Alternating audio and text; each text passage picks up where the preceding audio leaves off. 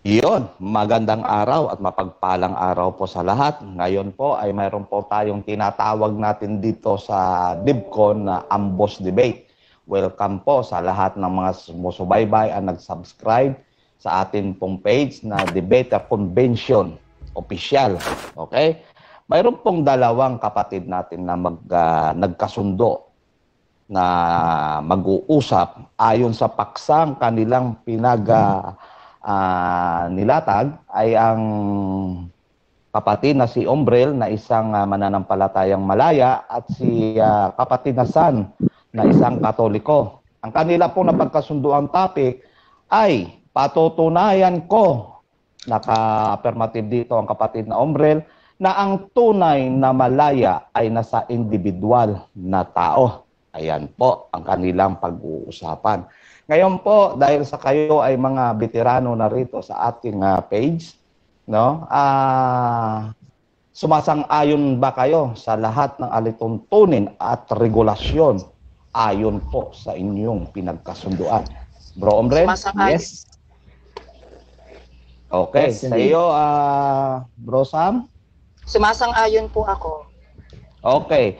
Ang ating pong oras na ibibigay sa bawat isa, ang first stand po ay 10 minutes, sa question and answer ay 7 minuto, sa rebuttal ay 10, ganon din naman sa question and answer ay 7 minuto, at sa conclusion, ito ay wala ng objection, ay 5 minuto. Marapat po ang bawat isa ay makinig lamang sa moderator. Kapag nakita po na labas sa topic at medyo iwasan po natin yung mga hindi kaya ay ang pananalita dahil tayo po ay sinusubaybayan sa sulok man ng mundo. May nakamonitor po sa atin. So, yun lang po ang advice ng moderator. Okay? Sa unang stand ay itatayo ng ating kapatid na si Umbrel ang kanyang presentation na 10 minutes. Mag-i-start ang oras mo, Bro Ombrel, sa hudyat ng moderator at sa iyong pagsasalita. Okay, Your time start now. Okay, magandang hapon po sa inyo lahat, Pilipinas, at ito rin po kay San Rio na aking patunggali. 10 minutes po ba, moderator? 10 minutes? Yes, 10 minuto Okay. po ang Okay. start. Ang una ko po sasalaysay ay tungkol sa tunay na ibig sabihin. Kaya, let's say, Malaya. Pag sinabi natin Malaya, unang-una sinasabi po nito ay magpapalayain natin ang ating sarili. Bago papalayain ito physically. So dapat the inner and the outer. Yung input, papalayain po natin yun kung ano yung mga natutunan natin. So kinakailangan natin, iniisip mo natin, sinasalita at sinasagawa. Yan ang pinaka-basic teaching ng tunay na salita ng Malaya. Sa ibig sabihin, ako po ang magsasalaysay nito. Sarili kong mata, sarili kong isip, sarili kong galaw. Yan ang tunay na ibig sabihin ng tunay na Malaya. Katulad ng lagi kong sinasabi, kapag pumunta tayo sa mga sports, dapat tumbok. Kung billiard, tumbok natin. Alam natin saan natin dadalhin yung bola. Ngayon, pupunta tayo sa physics. Sa lahat ng mga bagay ng ating pinag-aaralan. Pag 100%, pupunta nyo kung saan nyo gusto nyo lagay, kalayaan. Pupunta kayo doon sa side na yun, north, south, east, west, ay alam nyo. Kasi there is no such thing as wrong and right. When you know the right position already, when you do understand the real meaning of kalayaan, Malaya. Yan ang nabalanse. Alam nyo kailan nyo gagamitin ang negative and the positive sides. Ngayon, ulang-una, ang stand po ng ating kalaban dito ay isang Katoliko, Christianity. Babase po sila sa Biblia. Titingnan po natin, ang tunay na Malaya, ang Pilipino ay maharapatan. Tinakot po tayo ng mga Kastila. So, tungkol ang ng karapatan para mag-isip natin ang tunay na katotohanan. Bakit? Kinakulugan na po natin na po ito. Bakit? Sinakulang sa kanila ang ating dito, ating sarili. Truth will always set you free. Pumasok kayo sa pipi na daan kung saan mo kayo makakasya. Ito ay nasa aking awitin at ito ay nakapalaysay sa Biblia. Kapag sumama kayo, moderator, excuse me, may maingay, nakaka-istorbo ko. Sandali. Stop the time. Medyo may malakas na hangin sa atin. Oo. Check lang muna. Okay. Sige, ayun. Okay. Malinaw na. Sige, go ahead. 2 minutes and 58 seconds ang na-consume mo, kapatid. Go ahead. Salamat. Okay. Ngayon, pag sinabi natin kamalayanan, ito ang tunay na malaya. Ginagampanan po natin ang sarili natin tunay na diwa. Bakit? Meron bang may-ari na sarili natin tunay na pag-iisip? Ito po ay ang tunay na biyaya ng tunay na may kapal sa ating sarili. Bakit hindi natin ginagamit ang sarili natin pag-iisip? Yan po ang tunay niyan. Dahil po lahat ng tao sabi nila sila ang tama. Bakit? Wala ba kayo sariling mata? Kaya hindi kayo nagiging tunay na malaya. Nakakulong kayo. Okay, true and ultimate freedom is found in Jesus Christ. If you're going to base on the Bible, the Son of God, Jesus said, I am the way and the truth and the life. No one comes to the Father except through me. Does it say na sinabi nito, except doon kasasama sa inyong reliyon? Wala naman sinabi roon sa Biblia na reliyon ang sagot. Sabi, Kristo, sa ngalan ng Ama. Sino ba ang Ama? Di ba ang the Father, ang Ama, ang the head, ang ibig sabihin ng Father, Ama. Sino ba ang Ama? Eh di si Kristo. Nag-iisa, the body of Christ. We should know what is the real meaning of Jesus Christ itself. The body of Christ. It never say, ito ay isang grupo. Let us praise His name always as we remember He shed blood. Ano ibig sabihin ng blood? It will always represent humanity. For us, all the Calvary here at 21 Bible verses on the different aspect of freedom. John 14 and 16. Marami po itong sinabi. Corinthians 2, 3:17. Now the Lord is the Spirit, and where the Spirit of the Lord is, there is freedom. 5 minutes. 5 minutes. Okay? So sinabi rito, dapat aalamin natin ano ba ibig sabihin ng Jesus Christ. Jesus Christ will always be the humanity. It never says that sabi na buong grupo to na isang kaparian or sa isang grupo na sumasakop. Baka nakakalimutan nyo kung tumingin kayo sa Biblia, sinaksak ng Roman soldiers sa mismong Kristo na nakapako. That is already a representation. Pag sinabi natin religion, it's supposed to be educational. And yet, yung metaphoric words na sinasabi dito, ginawa nyo realistic thing, at saka yung realistic thing, ginawa nyo all figurative, or let's say, metaphoric. Totoo ba sa totoong buhay, may nakita kayo na nagsasalitang ahas? Kaya nga, ginampanan ni Kristo na salita niya, tinawag natin na, what do you call this? Parable. Figurative. Parable, or let's say, genre of words. Of a story. Pero binabaliktad niya ang tunay eh. So, katang-isip, ang pinalabas nyo kay Kristo, tandaan nyo si Kristo ay isang tunay na mangangaral. Di ba? Ginagawa yung guni-guni. Ang religion supposed to be education, and education, kaya kayo sumunod, that is all kinds of a discipline. Pero hindi nyo naunawaan yun. Bakit nagpasakop kayo sa mga nanakop? Ultimo, ang turo ni Kristo ay sinakop at kinurap. And that is the truth. Napakaganda ng sinabi dito sa Biblia. Wala naman itong sinasabi na, ay, ako nagtayo ng siyembahan. 3 minutes. Hindi naman sinabi. Okay. 3 minutes. Si John 8:36. So, if the Son sets you free, you will be free Indeed. Okay? Sinabi, you. Wala naman sinasabi lating ano eh. Buong grupo eh. Individual ang pumasok. Dahil sumama kayo kay Kristo, dapat maghubad kayo. Alam ko, ibig sabihin ng nakahubad? Ibig sabihin, ito ang tunay na katotohanan. Maging totoo kayo, individual. Doon pa lang sa akin sinasalaysay, wala na. Wala na kayong sinabi. Ang ibig sabihin ng Kristo, I will always be humanity. Ang blood, ang sinasabi rito, the representations of blood will always be humanity. Ang tubig ay representasyon ng, ang dagat ay tao rin. 2 minutes. Unawain niyo lahat. Okay? 2 minutes. So kaya nga tayo pinalaya ni Kristo sa alipin pagiging alipin para gamitin natin yung sarili natin pag-iisip, individual. It is a present. That's why it's called the present. Tumingin kayo sa present time. Nangyayari ba sa mga totoong buhay ang mga kinukwento nyong nakaraan? Katang-isip yun.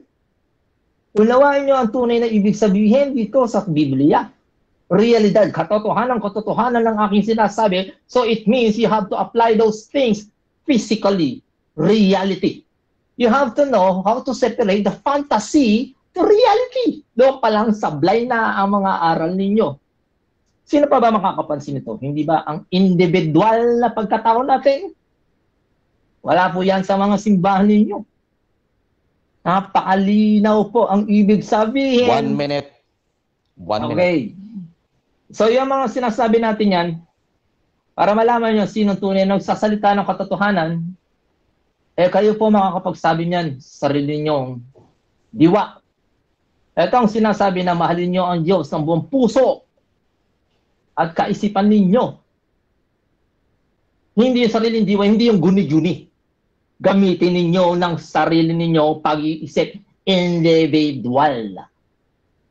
Matuto kayo makipagkaisa sa sarili ninyo bago kayo makipagkaisa sa lahat ng buong katauhan. Nang maunawaan nyo anong ibig sabihin ng tunay na Kristo. Sino si bugtong na anak? Bugtong, sino ako? Yun lang. Yan. At stop the time tayo. Mayroon na lang 3 minutes at 3 seconds na natira. Okay. So wino-wave na ng ating kapatid na si Ombrel. Yun po ang unang nag-stand bilang affirmative, si kapatid na Ombrel, isang malaya, na ang kanilang pinag-uusapan na topic ay patutunayan ko, nakaupo sa affirmative na si Ombrel, na ang tunay na malaya ay nasa individual na tao. Ngayon po, dadako tayo sa question and answer.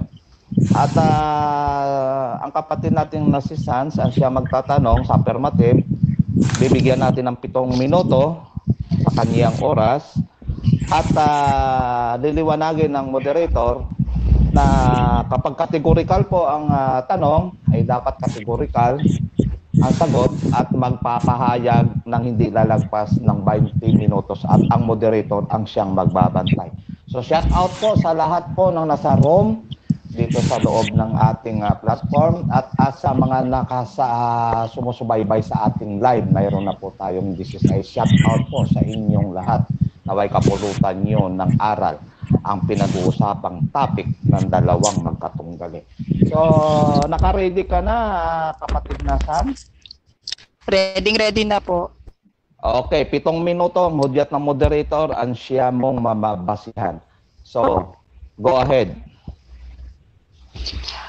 Unang tanong, ang sabi mo kanina, walang mababasa sa Biblia na may nagtayo ng iglesia. Tama, mali? Walang nagtanong na sa... Sabi pa kayo ulit. Confirm ko. Kanina, ang sabi mo, walang mababasa sa Biblia na may nagtayo ng iglesia. Tama o mali? Reliyon, ang ibig sabihin doon. So, walang nagtayo ng relihiyon. Tama, mali? Tama. Matthew 16 verse 18, at ikaw, Pedro, sa ibabaw ng batong ito ay itatayo ko ang aking iglesia. Ano ang itatayo ni Jesus? Ang pagkatao niya. Ikaw, Pedro, that is a representation dahil that is a parable words. Hindi po yan, what do you call this one? Literal. Next Ikaw, question. Pedro. Another question. Ang sabi mo, ang iglesia ay ang pagkatao ni Jesus. Pwede mo ba akong latagan kung ano ang kahulugan ng salitang iglesia? Ang iglesia is the church. Iglesia means the church. Uulitin ko ulit yung tanong. Matthew 16 verse 18, ikaw Pedro, sa ibabaw ng batong ito itatayo ko ang aking iglesia. Ano ang iglesyang itatayo ni Jesus? Ikaw ang pagkatao mo. So malinaw ang pagkatao ko o ang pagkatao ng bawat tao ang itatayo ni Jesus, hindi ang iglesia. Tama, mali? Tama. Sariling pagkatao. Uulitin ko ulit yung statement ko. Matthew 16 verse 18, ikaw Pedro, sa ibabaw ng batong ito itatayo ko ang aking iglesia. Iglesia yung binanggit, hindi pagkatao. Ang tanong, ano ang itatayo ulit ni Jesus? Pagkatao. That's the real meaning of it. Ang iglesia po, ang rock is representations of the personalities of ourselves. Pedro is representation and the Christ is the representations of humanity. Pwede mo bang ibigay sa akin kung ano ang kahulugan ng iglesia? Iglesia, plural colonial Christianity. Noun. Hindi ba ito pwedeng tawaging simbahan? That is also a church. Sinabi ko kanina, di ba? It is a church. So ano yung tinatag ni Jesus? Church o pagkatao? Church. Bakit? Saan ba nananahan ng tao? Ito, paliwanag ko. Di ba nananahan? Objection po. Objection, moderator. Yes, objection. Ano po? Stop the time. Ano pong objection, kapatid? Hindi ko po tinatanong kung saan nananahan ang tao. Ang kinukuha ko pong statement sa kanya kung ano ang kahulugan ng salitang iglesia. Simbahan. Okay. Sandali, moderator. Narinig po natin yung objection. Ano ang counter objection, kapatid na Omred? Meron ba? Hindi, wala akong papaliwanag ko lang. Iglesia means... Okay, sandali, moderator. Kasi may objection tayo at may narinig ang moderator na categorical na tanong. So, pakiulit po para masagot ng categorical at 20 seconds ang kanyang pagsasalaysay. Pakiulit, Brosan. Ang tanong, Matthew 16 verse 18, at ikaw Pedro, sa ibabaw ng batong ito itatayo ko ang aking iglesia. Ano ang kahulugan ng iglesia? Simbahan, church. So tatanggapin mo kung church o tahanan ng Diyos, yung statement doon sa Matthew 16 verse 18, tatanggapin mo na mali ang sinasabi mo na ito ay hindi tumutukoy sa pagkatao ng bawat individual. Yes or no? Pakiulit, tatanggapin ko na mali ako? Hindi. Naninindigan ako. Sa akin sinasabi, ang church is the meaning, is tahanan ng Panginoon kung saan lang nanahan ang tunay na diwa ng Diyos. Tunay na espiritu. Hindi sa mga semento o baton yung ginagawa. Hindi sa gawa ng kamay ng tao. Tayo yung church. Next question. Another question. Ang sabi mo, ang kalayaan ay makikita lamang sa bawat individual. So sinasabi mo ba na kapag nagsama-sama ang isang grupo ng mga malalaya, hindi mo ito pwedeng sabihing malaya sila dahil sila ay isang grupo? Pag ikaw po ay nakipagkais sa sarili mo, ginamit mo ang sarili mo tunay na diwa, nagiging isa ang sagot. It will always be the truth. Another question. Ang sabi mo na hindi makikita ang tunay na kalayaan sa Roman Catholic Church, tama o mali? Tama. Another question, paano mo nakilala si Jesus? Dahil ako ay nagpakatotoo sa sarili kong buhay. I accept the truth. Gumamit ka ng Biblia, yes or no? Sa simula, hindi ako gumamit ng Biblia. Saan mo nakuha yung ideyang Jesus? Ideyang Jesus? Bata ako, naririnig ko sa lahat ng mga reliyon.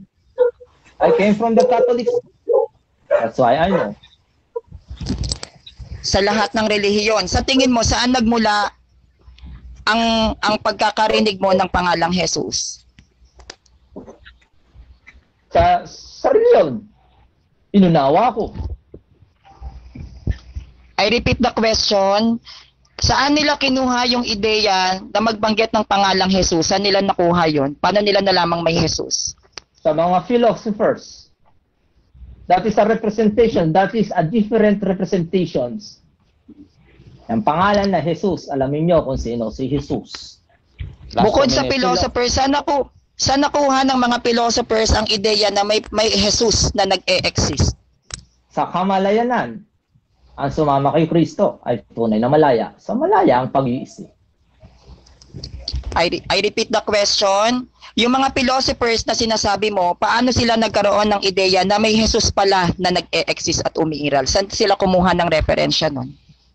That is a representation. Name. Representations doon sa figurative or let's say metaphor. Objection, moderator. Yes. Okay. Anong objection, kapatid? Ang inihingi ko kasi sa iyo reference, saan kinuhang reference ng mga philosophers na sinasabi mo na may Jesus palang umiiral? Malayanan. Reference po. Wait, moderator. Moderator, sandali. Okay, malinaw po ang hinihingi ng ating kapatid. Ano pong counter objection, kapatid na Umbrel? Okay. May counter objection? As a writer as well, ako isang manunulat din. Pag tinanong mo referensya ng kamalayanan, sariling tunay na diwa. Okay. Sige, nakuha. So, yun po ang gusto mong i-proceed ang iyong question na bro. Sige po. Sige okay, po. Proceed.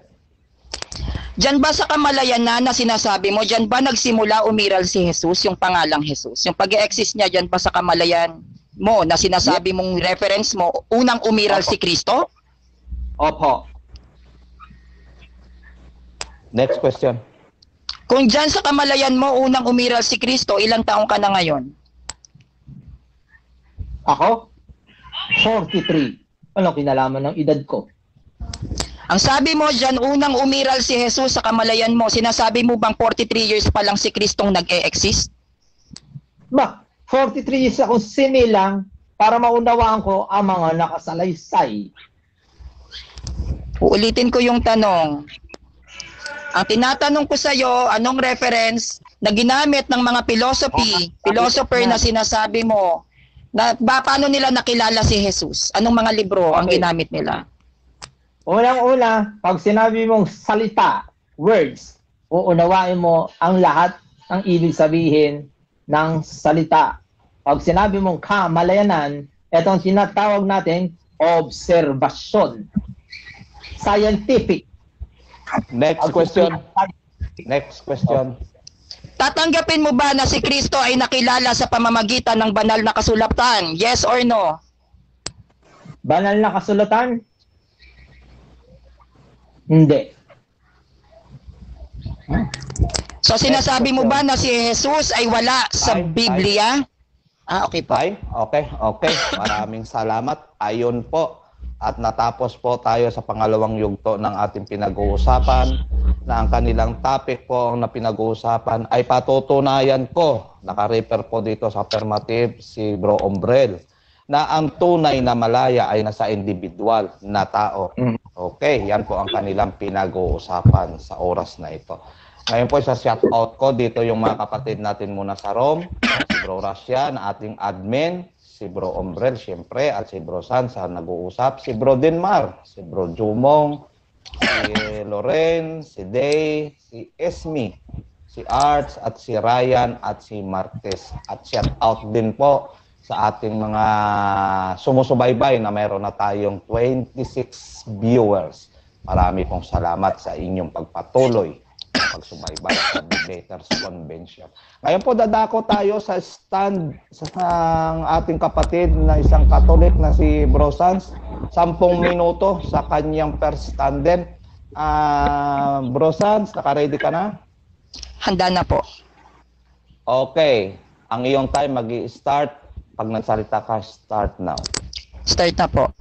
Unang-una, ang stand ang inilatag ng ating kapatid na Umbriel na ang kalayaan daw ay nasa bawat tao, no, nasa bawat individual.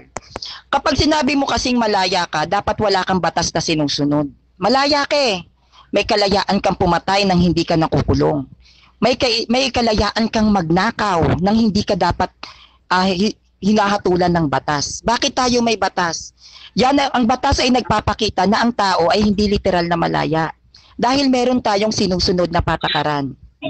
Kagaya ng panahon ni Moises, naglalatag siya ng banal na kasulatan. Even si Moises, kahit siya ay kaibigan ng Diyos, ang Diyos mismo ay nagbigay ng 10 utos na dapat sundin ng tao. Dahil kung ang bawat individual ay literal na malaya, bakit kailangan mong sumunod sa batas? Kung talagang ang bawat individual ay may kalayaan, bakit kailangan mong makulong? Ang mga nasa bilangguan ba ay masasabi mong may kalayaan kung hindi nila nagagawa ang mga bagay na gusto nilang gawin? Kung ang bawat tao na sinasabi niya na ang bawat individual ay may kalayaan, sana ang bawat isa sa atin na iba't iba ang sekta, iba't iba ang relihiyon, nagagawa natin na tayo mismo magpatayan. Kunyari, nandito tayo sa DevCon, magkakaiba tayo ng opinion. May nag-isip dyan, gusto kong barilin to si Sanrio kasi ibang sekta at ibang relihiyon neto eh. Pero hindi natin ginagawa. Bakit? Sapagkat hindi tayo malayang gawin kung ano ang mali pagdating sa batas ng tao. Ikalawa, sinabi niya na ang kalayaan ay nakikita lang sa individual. Mali yun. Ang kalayaan ay nakikita yan unang-una sa pagbubuklod-buklod ng mga tao. Kagaya ng nangyari sa martial law. Hindi ba? Kung ikaw mag-isa bilang isang malaya, maninindigan ka at magsisisigaw ka sa gitna ng EDSA during that time, 1986, sa tingin mo mapapakinggan ka ng batas? Hindi. Paano tayo nagkakaroon ng kalayaan? Sa pamamagitan ng pagbubuklod-buklod at pagkakaisa ng ating mga boses para ipakita kung ano yung gusto nating hustisya. Hindi mo pwedeng sabihin na porket may kalayaang ibinigay sa iyo, ito ay pwede mong sabihin pangkalahatan. Maaaring meron tayong kalayaan na ibinigay ng Diyos sa bawat isa na gawin mo kung ano ang gusto mo, pero tatandaan ninyo na ang bawat kalayaang yan ay may pananagutan. Kasi kapag sinabi mong malaya ka bilang isang individual, hindi ka dapat wala ka dapat pananagutan. Ito ay maaari mong gawin ng may kalayaan nang wala kang pananagutan sa batas ng tao, maging sa batas ng Diyos. No? Kaya mali yung statement niya na ang kalayaan ay makikita sa bawat individual. Oo, malaya ka na magkaroon ng emosyon dahil sarili mong katawan yan, sabi ni Umbriel. Pero yung emosyon mo ba na ibinibigay mo sa kapwa mo ay nasusuklian gaya ng emosyong nararamdaman mo? Hindi ba't hindi? Bagamat malaya ang nararamdaman mo dun sa kapwa mo, pero ang tanong, yung kapwa mo ba ganun din ba ang nararamdaman pagdating sa'yo?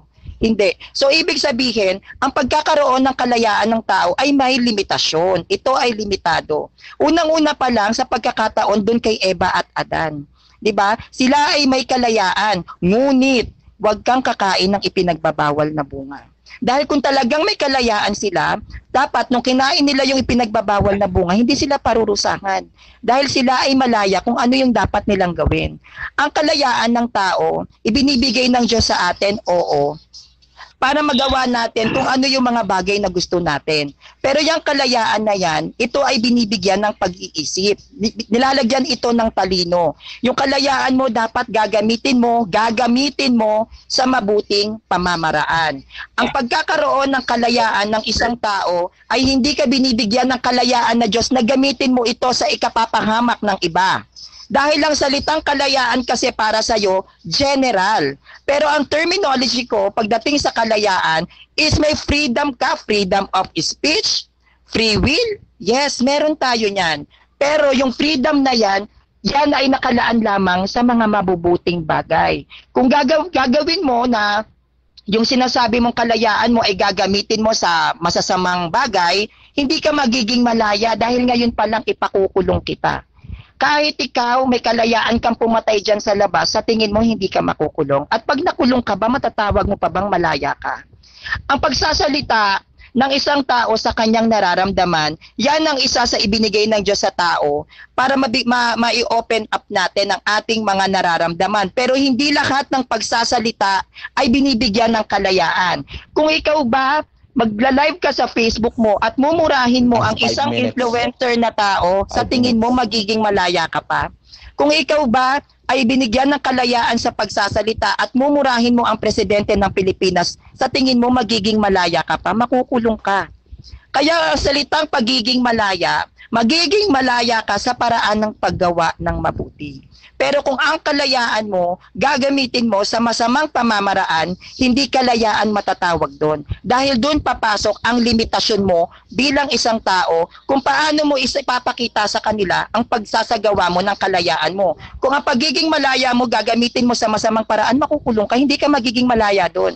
Ang magiging malaya ka lang na sinasabi mo is kapag gumagawa ka ng mabuti. Bakit? Kasi wala kang nilalabag na batas. Hanggat ang tao ay nasa ilalim ng isang batas, hindi natin pwedeng sabihin na tayong lahat ay malaya. Dahil kung tunay kang malaya, wala kang batas na sinusunod. Pwede mong gawin kung anong gusto mong gawin, yan ang sabi mo. So ngayon, hinahamon kita, kung papatay ka ba dyan sa kapitbahay mo, sa tingin mo may kalayaan ka. Pagbabayaran mo pa rin. Dahil tayong mga tao ay limitado din sa ating mga kilos. Kaya ang pagiging malaya lang natin is i-express natin ang nararamdaman natin, i-express natin ang mga opinion natin sa mabuting pamamaraan. Pero kung ang kalayaan mo gagamitin mo sa masamang pamamaraan, sinasabi ko sa iyo, yan mismo ang magkukulong sa iyo at aalisin sa iyo ang kalayaang sinasabi mo. God bless you po. Salamat po sa inyong lahat.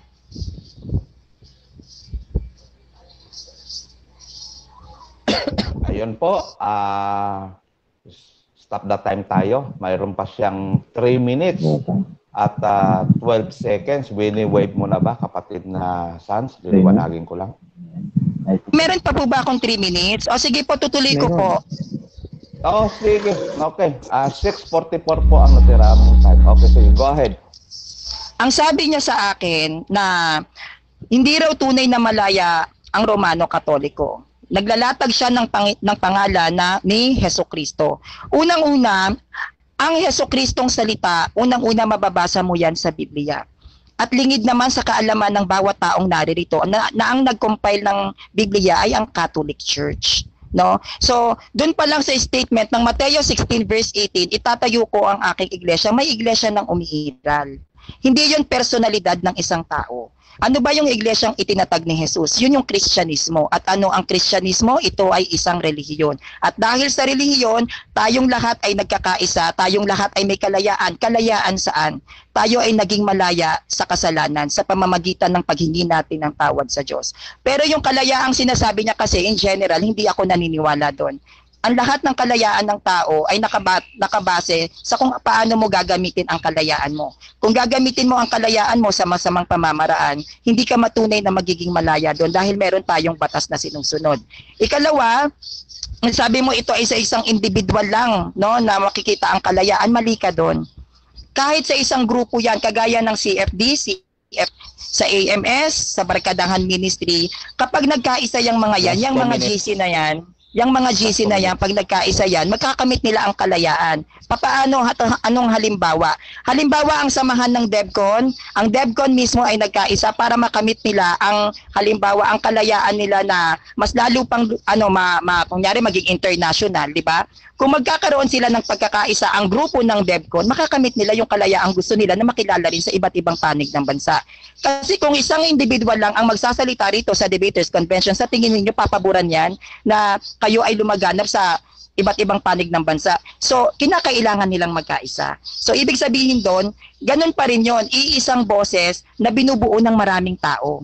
Kaya yung kalayaan na sinasabi mo na para lang sa isang individual, hindi. Ito ay nakikita rin sa isang samahan.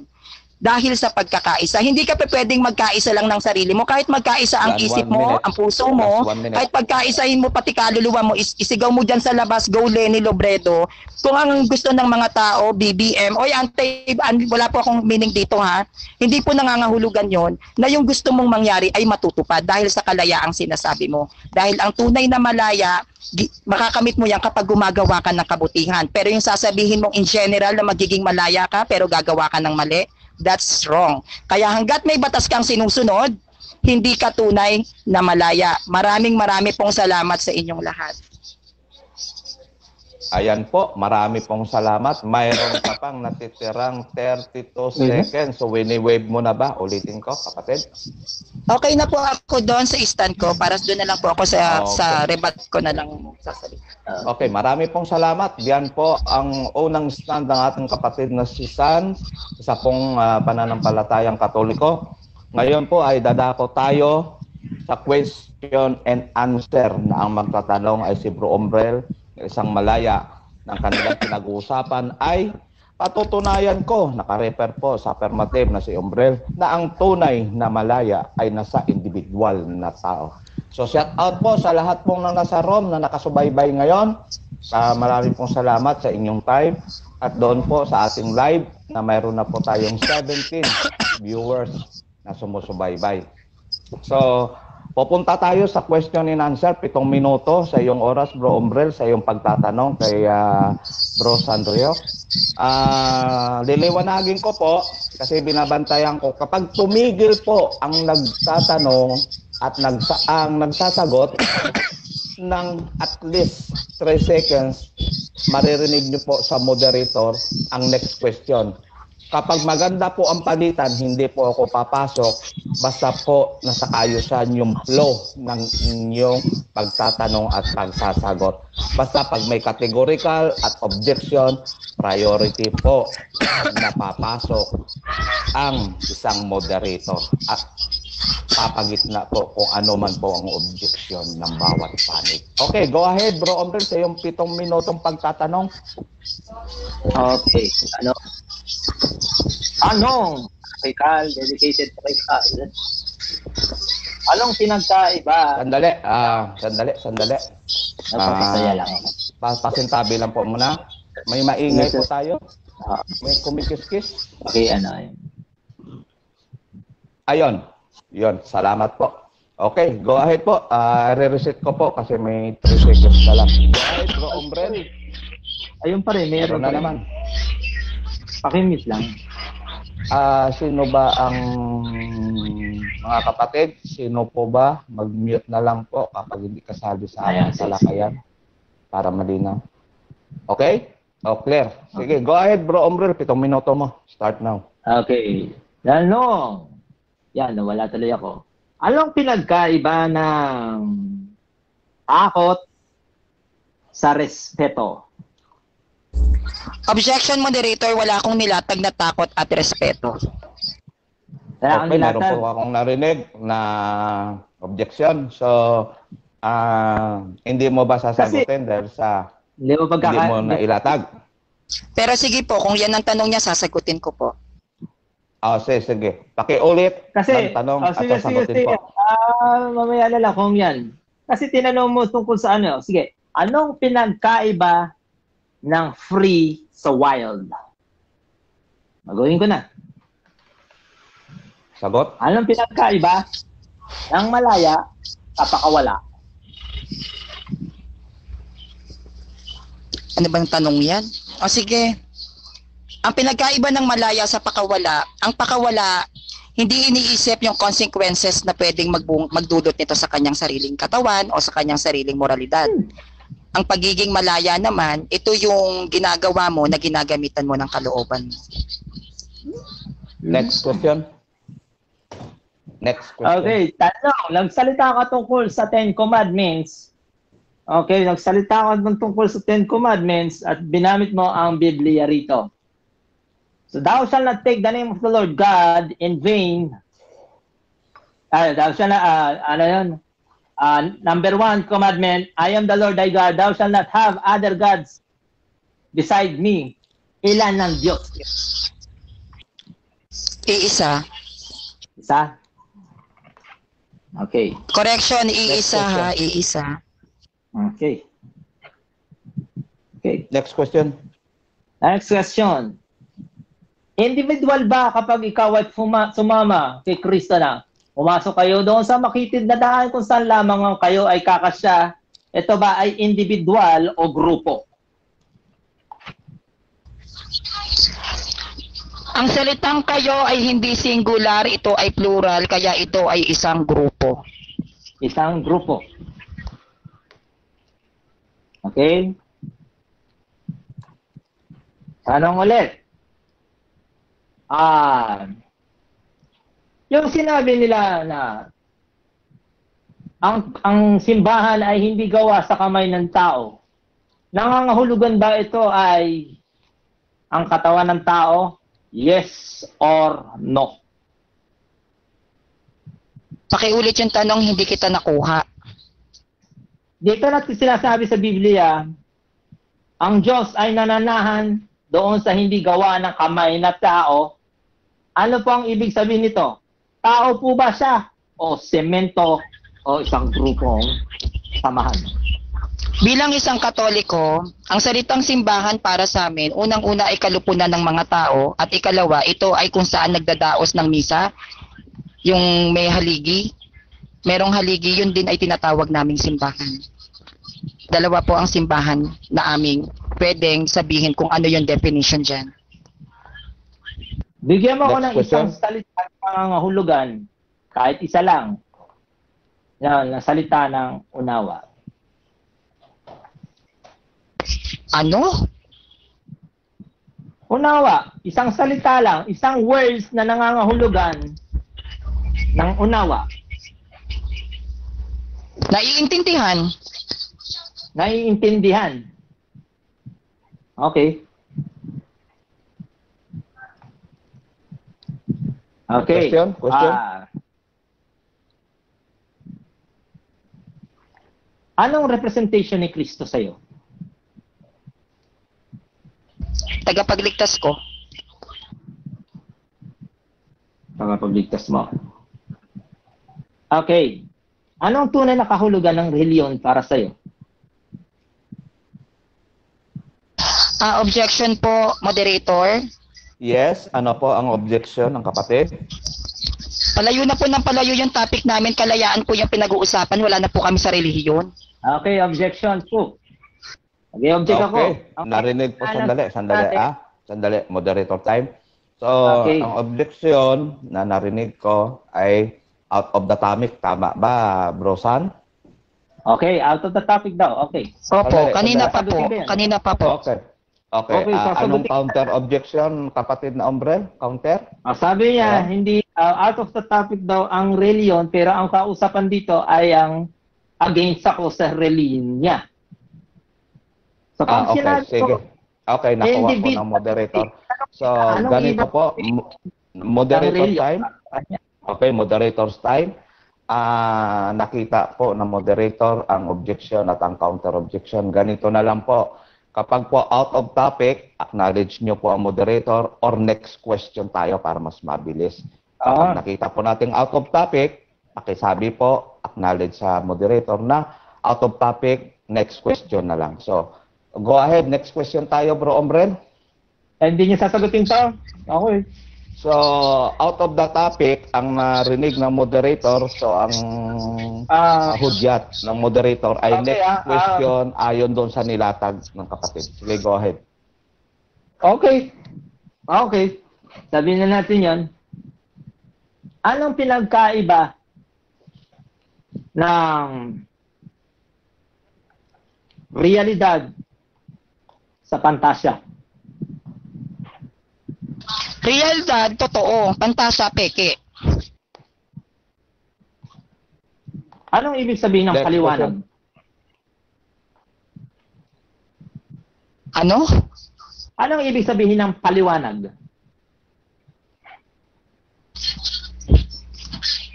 Objection, moderator, parang naguguluhan Yes, po ako yes. sa mga tanong. Stop the Naguguluhan po ako. Naguguluhan Stop the po time. ako sa mga nilalatag.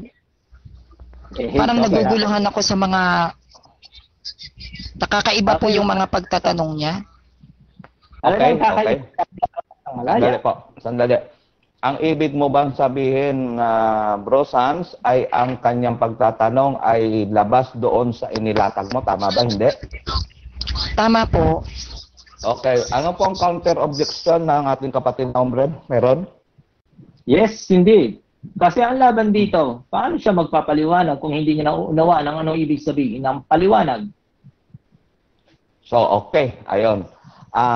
So, malinaw po, tinatanggi po ng ating katunggali na tinatanong na magulo para sa kanya dahil hindi po sa nilatag, kundi po doon sa out of the topic na lang siguro to. So, next question na lang tayo para tuloy-tuloy. Okay. Si Kristo ba ay hindi isang tunay na malaya? Nung siya ay nagkatawang tao, hindi.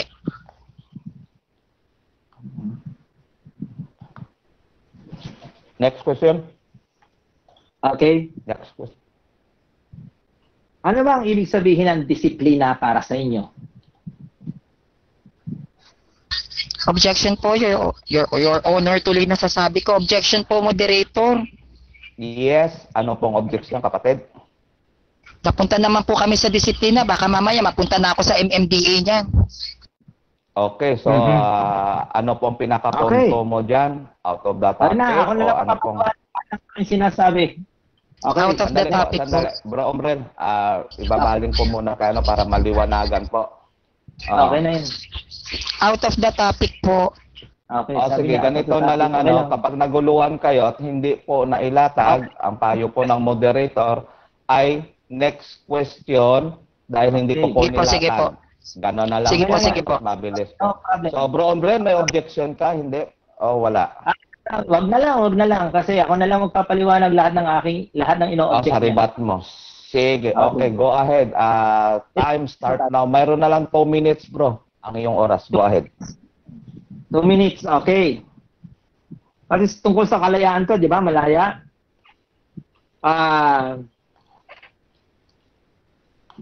Kailan mo huling ginamit ang sarili mong diwa? Ngayon, Diwa. Sa paanong paraan mo masasabi na ginagamit mo ang sarili mong diwa? sa pamamagitan ng pagtatagisan nating dalawa sa oras na to. Okay. Saan ang lohika sa Biblia na iyong tinutukoy? Next question, please. Pass. Okay, next question. Okay, no problem, because I will explain that one later. Saan ang tunay na salita ng unawa sa salita mong Biblia? Repeat the question, hindi ko magets. Saan ang salitang tunay na unawa ayon mismo sa aral ninyo? Saan masasalaysay ito? Well, yung tunay na aral ayon sa amin, ayon dyan sa Biblia na si Jesucristo ay tagapagligtas ng sangkatauhan, na kami ay may aral at katuruan na 3 persona, iisang Diyos. Ayun yung tunay na aral. At diwa sa aming mga Katoliko, ha, pasintabi po sa hindi Katoliko, yun yung tunay na unawa naming mga Katoliko dyan sa sinasalaysay mo patungkol sa Biblia. Okay. Next question. Okay. Uulitin ko. Saan ang salita ng unawa sa Biblia? Pass po, hindi ko po maintindihan yung tanong niya. Next question. Pag hindi mo ba naiintindihan ng aking salita, yung ibig sabihin ba nito ay hindi mo na unawaan, tama o mali? Sa unang statement mo pa lang, kuya, sabi mo, pag hindi mo ba nauunawaan, edi hindi nauunawaan, malamang hindi. Yes. Salamat. Hindi mo nawaan. Okay, time. Okay. Okay. Tapos na po. Marami pong salamat. Ayan po, at natapos po ang question and answer sa unang presentasyon natin. Ngayon po ay dadako tayo sa rebuttal. So, uulitin ng moderator na ang rebuttal ay pwede na magtanong ayon doon sa kanyang ilalatag. No? Okay. Pwede na magtanong, inilatag o hindi. Basta may kaugnayan. At Okay. papasok ang moderator kapag may objection, kapag lihis at ayaw sagutin at malabo yung pakikinig ng nagtatanong. So, shout out po sa lahat po ng mga kapatid na naglaan ng kanilang oras dito sa room, sa Debitors Convention, at sa lahat po ng mga kapatid na nasa live na mayroon na tayong 18 viewers. Marami pong salamat, naway pagpalain kayo ng Panginoon. So, sa first rebuttal, tatayo uli ang kapatid na Umbrel sa kanyang topic na nakapagkasunduan na patutunayan ko, affirmative dito si Bro Umbrel na isang malaya, na ang tunay na malaya ay nasa individual na tao. Okay, Bro Umbrel, nakaredy ka? Yes, indeed. Okay, yung time magi-start pag nagsalita ka. Go ahead, bro. Okay. Magandang gabi po sa inyo lahat. No? Ako nga pala si Maria Joseph Profeta Ramos ng isang tunay na malaya, Three Fingers. Okay, takot at respeto kanina tinanong ko sa kanya nang dahil importante po to sa tunay na salita ng malaya. Dahil hindi po kayo magiging tunay na malaya o kalayaan kapag kayo ay may takot. What is the meaning of takot? Will always be the fear, lack of understanding. Most of the people doesn't really understand those things. You have the courage if you really know who is Christ, or let's say the truth. The truth will always set us free. Pero dyan po sa inyo mga aral, puro takot ang inyong tinuturo. The difference between the respect and the fear, the respect will always be the boundaries. Yan, yung boundaries. Pag sinabi natin yung boundaries, ito yung buong circle. Halimbawa, alam nyo na kung saan kayo. Malaya kayong nakakagalaw kahit saan yung gusto. Bakit may tunay kayong unawa at wala kayong takot dahil nauunawaan nyo ang bagay. Hindi nyo sinagot yan. Doon pa lang sasablay na kayo because your base will always be the fear. And the fear means lack of understanding. Okay, anong pinagkaiba ng malaya sa pakawala? Ganito na nga, sinabi ko sa inyo. The fear means pakawala. Paranoia. Papakawala kayo. Nagtuturo kayo. Alahoy. Alatsamba. Malaya. Kailan naging malaya? Sa isang salita na ibig sabihin ng kalayaan, let's say, unawa, will always be tumbok. Tumbok. Detalyado kayo magpapaliwanag. Salamat din sa mga sagot mo. Sinabi mo na hindi mo na unawaan ang aking tanong. Simple. Pag hindi mo na unawaan talaga, ang unang-unang mangyayari sa inyo is takot. Hindi nyo kayang pailawanag ang mga inyong sinasalaysay. When you cannot explain the words, literally, for the 5-year-old kids, means you don't literally understand the things that you've been talking about. And I will tell you something about the Bible. Nasaan ang salita ng unawa? Na andoon sa salitang words. Definitions of different words. Detalyado mong napapaliwanag. Doon pa lang sablay na kayo sa inyong mga paliwanag. Wala sa inyo. Sino pa ba makakapagpaunawa nito kundi ang ating sarili? Bakit? Wala kayong pinakikinggan na lason na bumubulong sa inyo. Hindi makakapasok lahat ng lason na salaysay sa inyo. Ito yung tunay na simbahan. Ang simbahan. Ang simbahan. Hindi ka ba sa kamay ng tao? Walang sino man makakapasok. Nakasamaan yung mga bulong-bulong nyo. Bakit? Ginamit nyo yung sarili ninyong diwa. Ano mo sasabihin na ginagamit mong diwa mo, nakikinig ka sa mga chismis na mga nagtuturo sa inyo. O, ayun na ngayon. And that is the truth. Pag ginamit mo sarili mong mata, meron ba bang ibang magsasalaysay sa'yo? Hindi. So, dapat maunawaan mo muna ang iyong sarili. Kaya nga sanabi ni Kristo, pumasok kayo ng hubot-hubad at mag-isa kayo makakakilala kung sino ang tunay na Kristo. Napakalabo talaga ng aral ninyo. Individualism ang sinabi ni Kristo rito. Tayo, tao, the Alpha and Omega. That's the real revelations. It's not the church. Kasi natukoy nyo. Unang-una, sinakop tayo ng mga Kastila at tapos nagbabayad kayo ng mga tax sa Kastila. OMG. Are you nuts, guys? And that is the truth. Kamalayanan. Saan ba galing ang tunay na unawa? Kamalayanan, no? Kung saan nananahan ng Diyos ang Espiritu, tunay na diwa, mananahan sa inyo, pababa sa inyo. Bakit? You accept the truth. You accept the real essence of the Lord, the Holy Spirit, the representations of fire.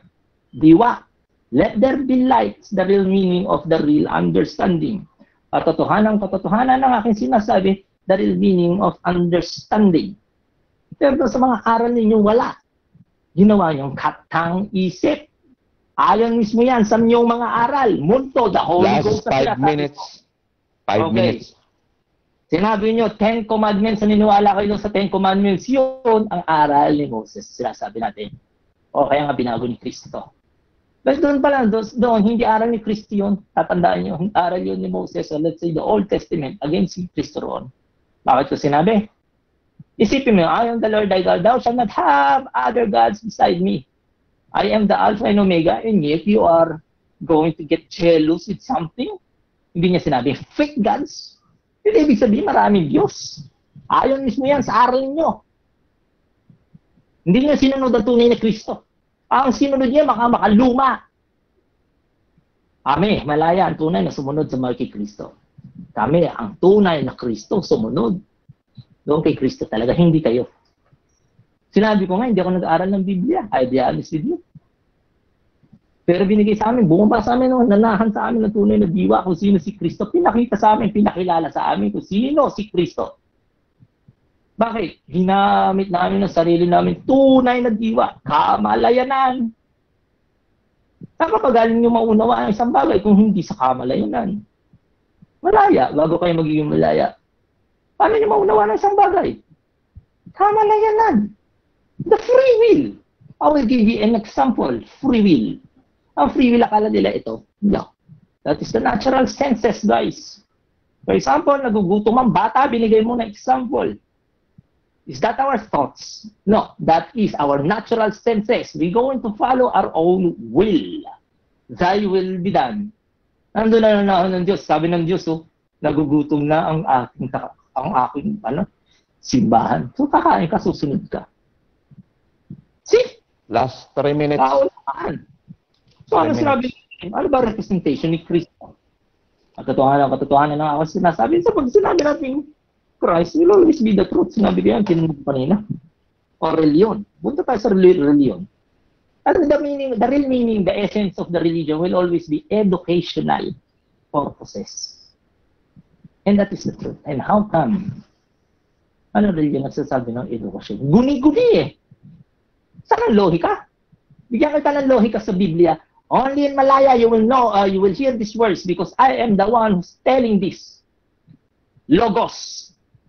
Lohika. Salita. Lohika. Katotohanan ng aking sinasabi. Lohika. Marami pang iba.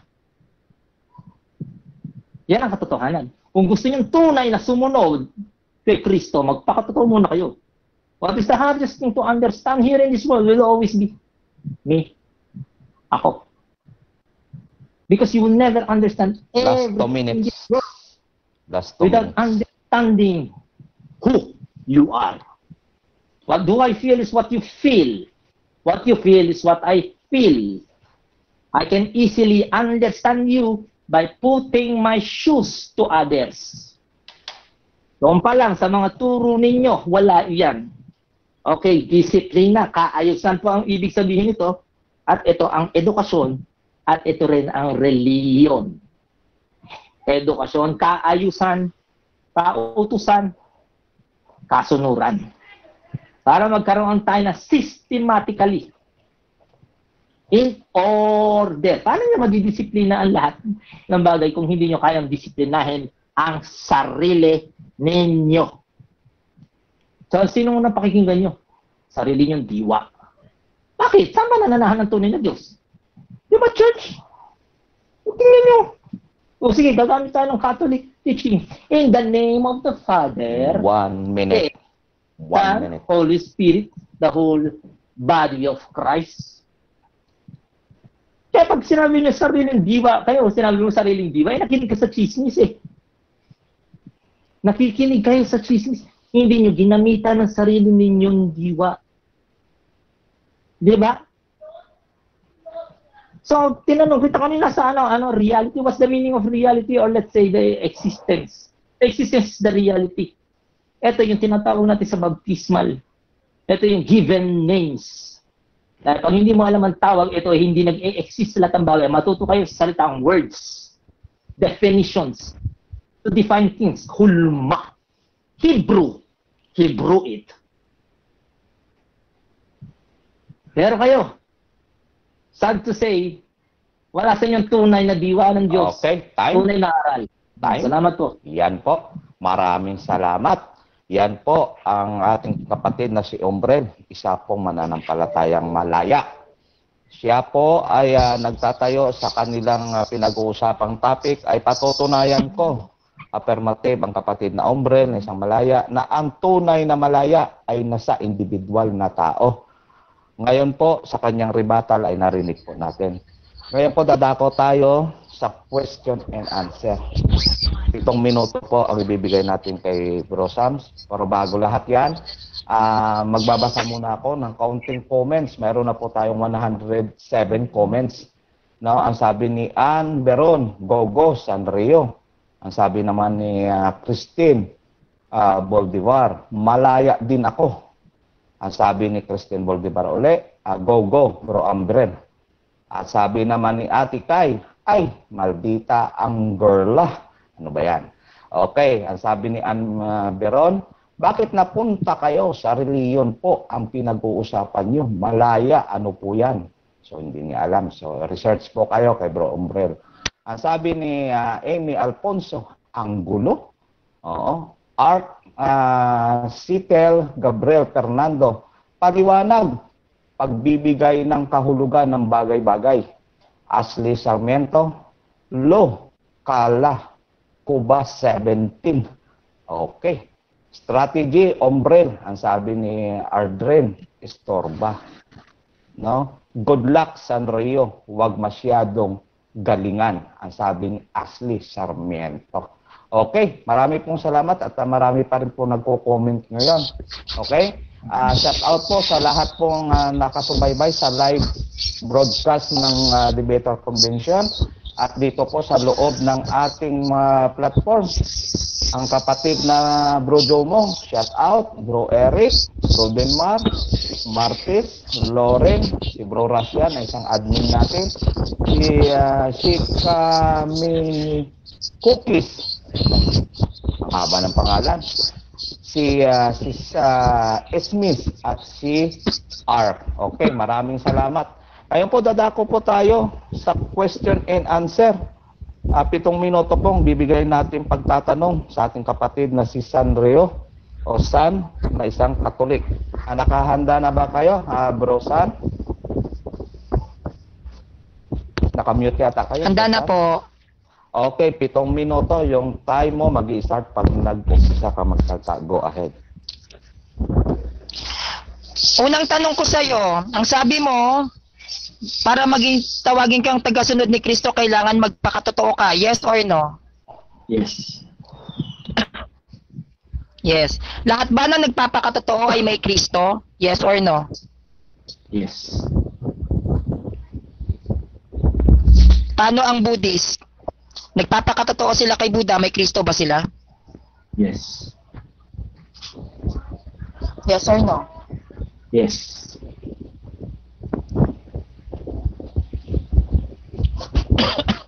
Next question. Yes, ma'am. Next. Yes. Nawala. Sandali. Stop the time muna tayo. Parang nawala si Bro Sandrio. Hello? Ayan. Ayun, yan. Ulitin ko Okay. po yung tanong, nawalan lang po ako ng signal. Sige, go ahead. Uulitin ko yung tanong. Ang sabi mo kanina, ang nagpapakatotoo ay sumusunod kay Kristo. Ikalawang tanong, lahat ba ng nagpapakatotoo ay may Kristo? Yes or no? Yes. Next question. Paano ang mga Buddhist? Nagpapakatotoo sila kay Buddha? May Kristo ba sila? Meron o wala? Yes, meron. Meron. Pwede mo ba akong latagan na ang Buddhist ay naniniwala kay Kristo? Apo. Kapag sinabi natin Kristo in the biblical, ito ay representation ng truth. It doesn't mean nakilala nila yung pangalan ng Kristo ay wala silang. As you already know, that's the representation of the Christ in you. Hope will always set you free. Next question. Next question. Ang sabi ng statement mo kanina, ang nagpapakatotoo ay sumusunod kay Kristo. Sumusunod ba kay Kristo ang Budismo? Yes or no? Yes. Pwede mo ulit ba akong latagan ng referensya na sumusunod ang mga Okay. Budismo kay Kristo? Una, yung ibang Buddhism, no? Kilala nila si Kristo. So, pupunta tayo sa mga taong hindi kilala si Kristo. Objection, Your Honor, moderator. Yes, ano objection? Meron pa tayong objection.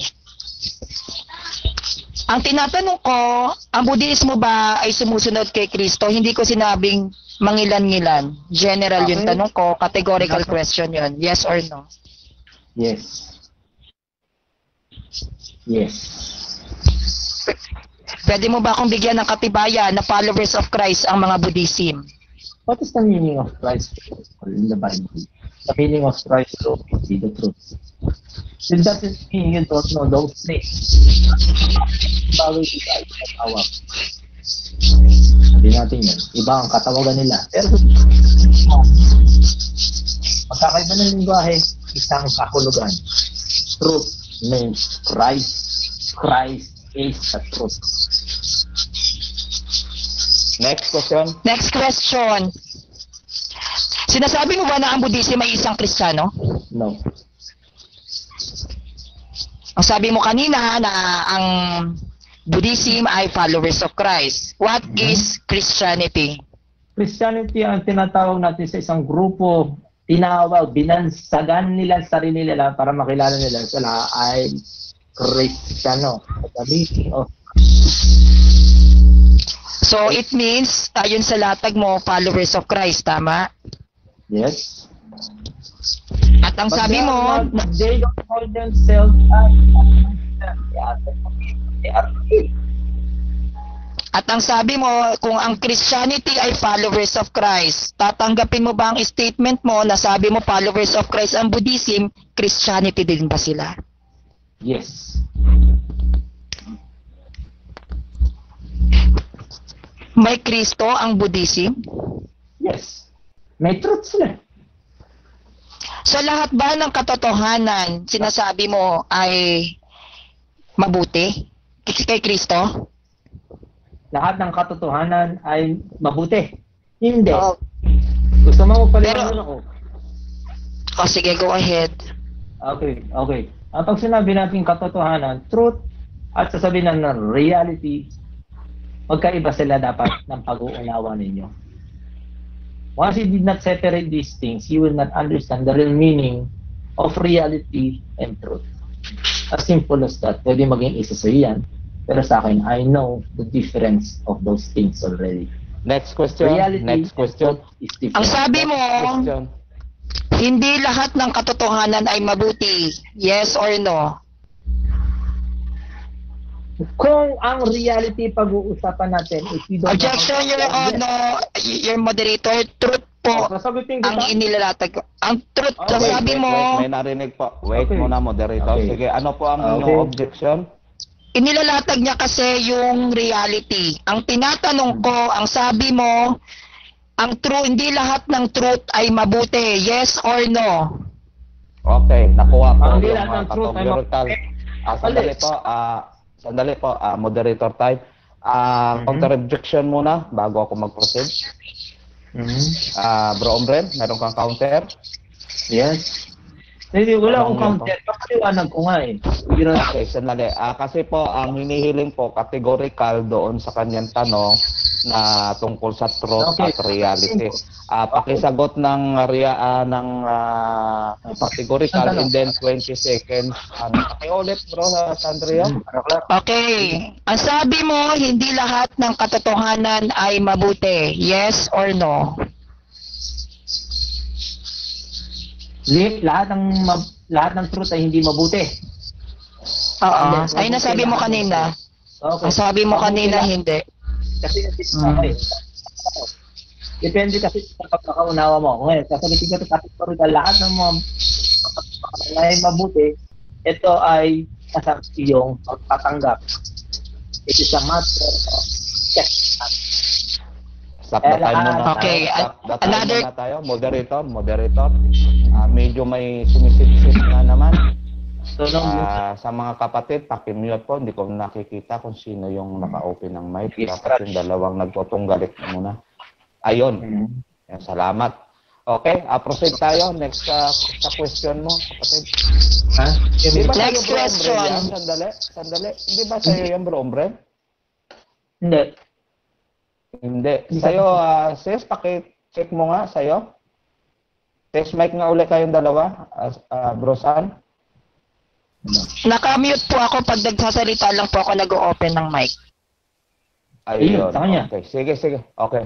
Okay lang. Layo mo ng konti siguro nagpipintak okay. yung sound mo malakas. Okay, question ulit. Go ahead. Ang sabi mo, ang kalayaan ay nasa isang individual lamang. Tama, mali? Tama. Okay, Magsisimula next sa question. Sandali. Kung nasa isang Moderator. individual lamang ang kalayaan, Bro San, sinasabi mo ba sandali, nang si Jesus ay nagkatawang tao ay malaya? Wait. Wait muna. Kasi sumagot si Bro Ombrel at may explanation kaya ta, Bro Ombrel. 20 seconds. Ano Next na ba yung question. tanong mo ulit? Paki-repeat ng tanong kapatid na Sandro. Okay, ang sabi mo, ang kalayaan ay matatagpuan, magiging malaya ka sa isang individual lamang. Yes or no? Yes. Okay, gusto niya paliwanag. Tanong. Sige, paliwanag mo. Kasi hindi. Kasi ganito yun, no?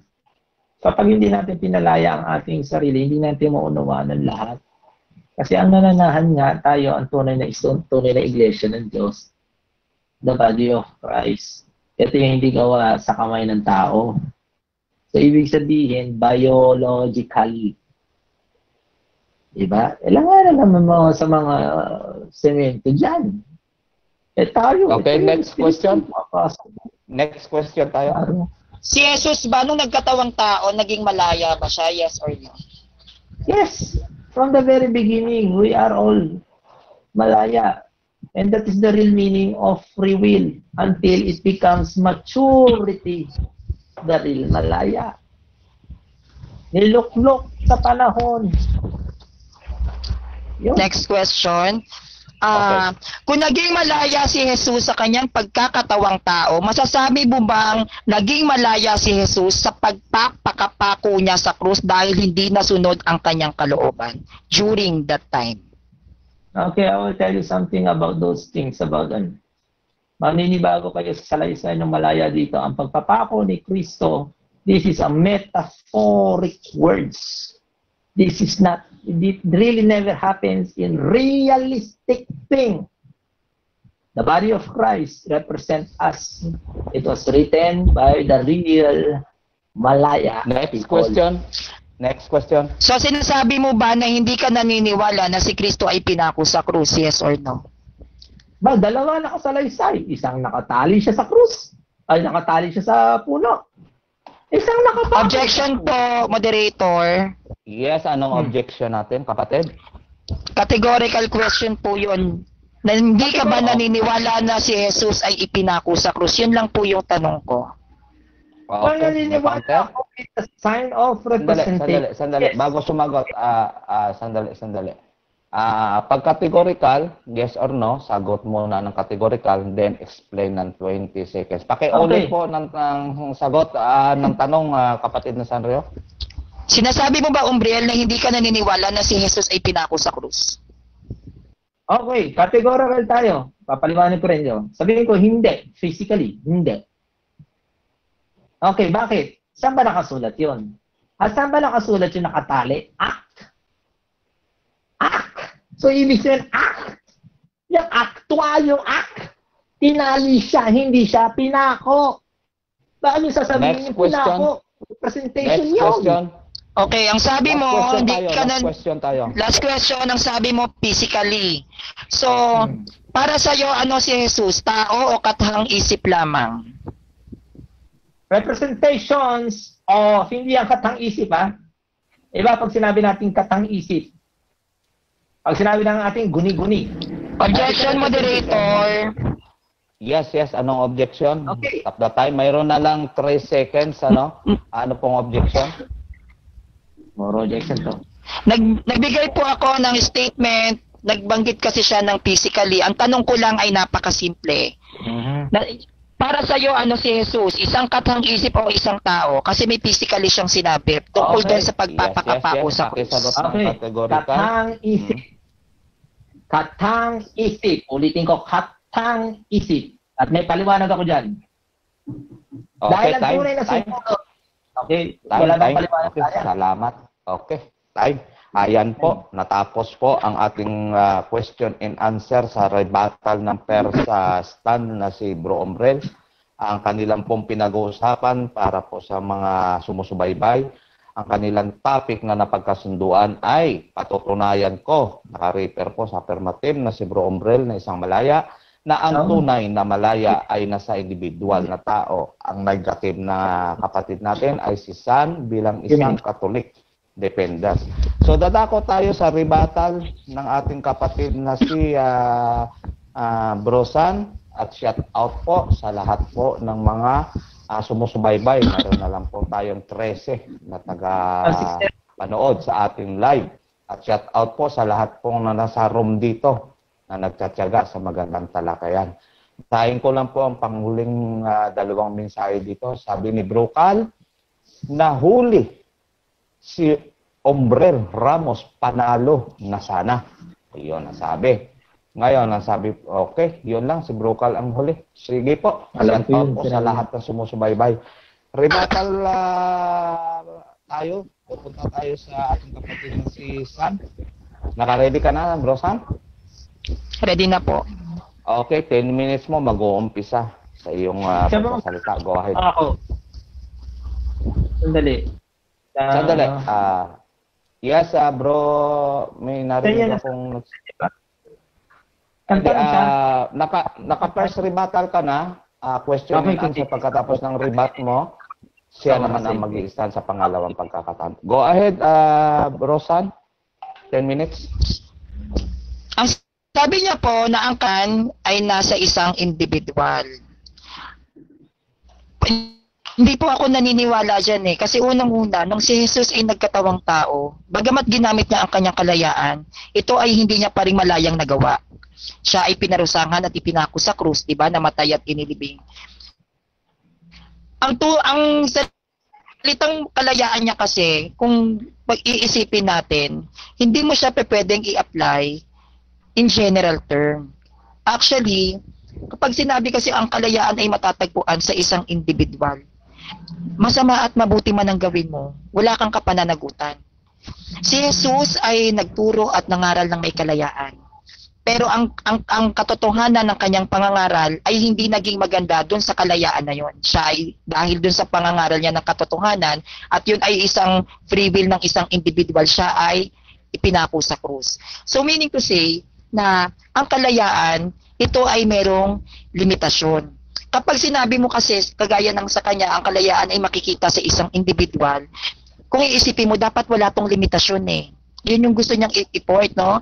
The free will of a man has no limits. Well, for me, it's limited. No, kagaya ng sabi niya, basta may kalayaan ka, doon mo rin makikita ang tunay na karunungan. Paano mo makikita ang tunay na karunungan sa pagiging malaya mo? Maraming mga malaya na makikita natin sa EDSA na nagkalat na kabataan na yung iba nagra-rugby pa. Nagkaroon ba sila ng karunungan? So para magkaroon ka ng karunungan, kailangan mong mag-aral. Sa ganun pa lang, na point of view niya na ang pagiging malaya ng isang individual ay nagsisimula dyan yung karunungan mali. Nagsisimula ang karunungan unang-una sa pagkatakot mo sa Diyos. At paano mo malalaman, paano ka magkakaroon ng takot sa Diyos? Kailangan mong pag-aralan kung ano ang turo ng simbahan. Diba? Doon pag-i-start yun eh. So hindi ibig sabihin na ikaw ay malaya, magkakaroon ka ng karunungan. Ikalawa, bakit? Kung talagang ang karunungan nag-i-start yan sa pagiging malaya mo, paano yung mga taong paano yung mga taong pumatay ng tao, ng gahasa, no, yung mga nagbebenta ng laman, ginagamit nila ang kanilang sariling kalayaan. Karunungan bang matatawag yun? Bakit nila ginagawa yung bagay na yun? Yun ba ay matatawag nating karunungan? Hindi. Bakit? Dahil ito ay nakakapinsala sa sarili nilang katawan. Ang tunay na karunungan sa pagiging malaya, ito dapat ay nagbubunga ng kabutihan. Ito ay nagbibigay ng achievement sa inyong mga imahe. Ito ay nagbibigay ng magandang ehemplo sa bawat taong nakapaligid sa iyo. Yun ang tunay na pagiging malaya. Bakit? Hindi ka niyan bibigyan ng limitasyon. Hindi ka niyan bibigyan ng boundaries. Hindi ka niyan bibigyan ng kaparusahan, ng kapananagutan. Wala akong nakikita na kapag ang isang tao ay naging malaya sa paggawa ng mabuti, ay may limitasyon, ay may kapananagutan, wala. Pero kung in general term, kung gagamitin ninyo yung kalayaan ninyo sa paggawa ng masama, hindi kayo magiging malaya kasi meron tayong batas na dapat nating sundin. Meron tayong batas na dapat nating igalang. Dahil kung lumabag tayo sa batas, yung kalayaan na ginagamit mo, mapupunta ka sa bilangguan. At alam naman natin, kaya ka nga nakabilanggo dahil ikaw ay hindi malaya. At ang nakabilanggo sa bilangguan ngayon, sila rin ay bawat individual. No? Kaya hindi natin pwedeng makita ang kalayaan sa bawat individual lang. No? Kasi kung pupunta tayo sa mga kulungan, individual din naman yung mga nandoon eh, nakakulong nga lang. Matatawag mo pa ba silang malaya kung nakakulong ka? Siyempre hindi. Ikalawa, kung talagang malaya, ang kalayaan ay nasa bawat individual, bakit kailangan pa nating magpabinyag? Bakit kailangan natin magpakasal? Bakit kinakailangan pa natin magdasal? Dahil tayo ay hindi malaya sa mga kasalanan. Tayo ay nakakulong at alipin pa rin ng pagkakasala. Kaya nga tayo nagtumatanggap ng binyag, kumpisal, kasal, di ba? Para yung kalayaan natin yon makuha natin sa kabilang buhay. Hanggang ngayon, kahit sino sa atin dito, tayo ay alipin pa din ng kasalanan. Kaya nga tayo naggaganito nagsiserve, nagpipreach, pinaglalaban natin ang katotohanan ng ating pananampalataya.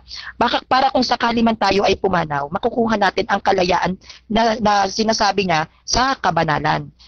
Kasi kung talagang gagamitin mo in general, ang kalayaan, hindi yan makikita sa isang individual. Dahil ang kalayaan ng isang tao ay limitado. Nawawala lang ang limitasyon ng salitang pagiging malaya kung gagamitin natin ito sa mabuting pamamaraan. Pero kung ang kalayaan mo ay gagamitin mo sa hindi mabubuting bagay, ito mismo ang magkukulong sa iyo para malimitahan yung kalayaan na meron ka. Lagi nating tatandaan na kinakailangan nating maging responsable sa bawat ginagawa natin. Dahil sometimes, the freedom and the free will na binibigay sa atin ng Diyos, yan pa mismo ang nagpapahamak sa atin. Dahil sa mentality ng mga tao na ito ang binigay ng Diyos sa akin maging malaya, nagagawa na nating lumagpas sa mga limitasyon natin. Nakakagawa na tayo ng masama, nakakasakit na tayo ng damdamin ng kapwa-tao natin. Dahil lang sa ganyang statement sa pagiging malaya. Lagi po nating tatandaan na hindi lahat ng kalayaan ay nakakabuti sa atin. Dapat nating isipin na ang pagiging malaya natin ay gagamitin natin sa mabubuting pamamaraan. Yung sinasabi niya po na hindi raw tayo naging malaya dahil tayo daw ay sinakop lang ng mga Kastila. Ang tanong, yung mga Kastila ba yung sinakop tayo, hindi ba sila malaya? Ang mga Kastila ay malaya na sakupin ang Pilipinas.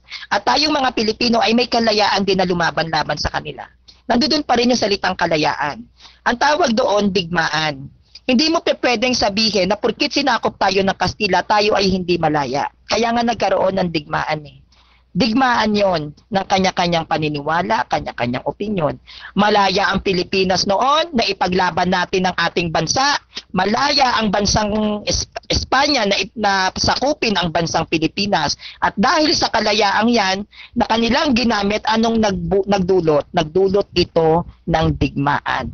At ang digmaang ito, maraming mga tao ang namatay dahil sa paggamit nila ng salitang kalayaan. Kaya ang kalayaan na sinasabi mo na makikita sa isang individual, ito ay may limitasyon. Hindi ito in general na kahit anong gusto mong gawin bilang isang tao, ay pwede mo itong gawitin at i-apply sa kung sino mang tao ang nasa paligid mo. Kasi kung gagamitin mo ang kalayaan mo sa kung sino mang tao na nasa paligid mo, sabi ko nga sa iyo, pumatay ka ng kapitbahay mo. Kapag hindi ka nanagot, malaya ka. Ang tanong, kapag pumatay ka ba, lalo na sa ating bansa, hindi ka ba makukulong? Makukulong ka. So ibig sabihin, hindi ka binibigyan ng kalayaan ng bansang Pilipinas na pumatay ng tao. Hindi ka binibigyan ng otoridad at ng bansang Pilipinas na batas ng tao na manggahasa ka ng mga babae. So dyan pa lang sa pagbibigay sa iyo ng limitasyon, hindi ka na malaya. Kinokontrol ka na mismo ng bansa doon sa batas na umiiral, di ba? May batas dito sa loob ng Pilipinas. Doon pa lang sa pagsunod mo sa batas, kontrolado na ang kalayaan mo.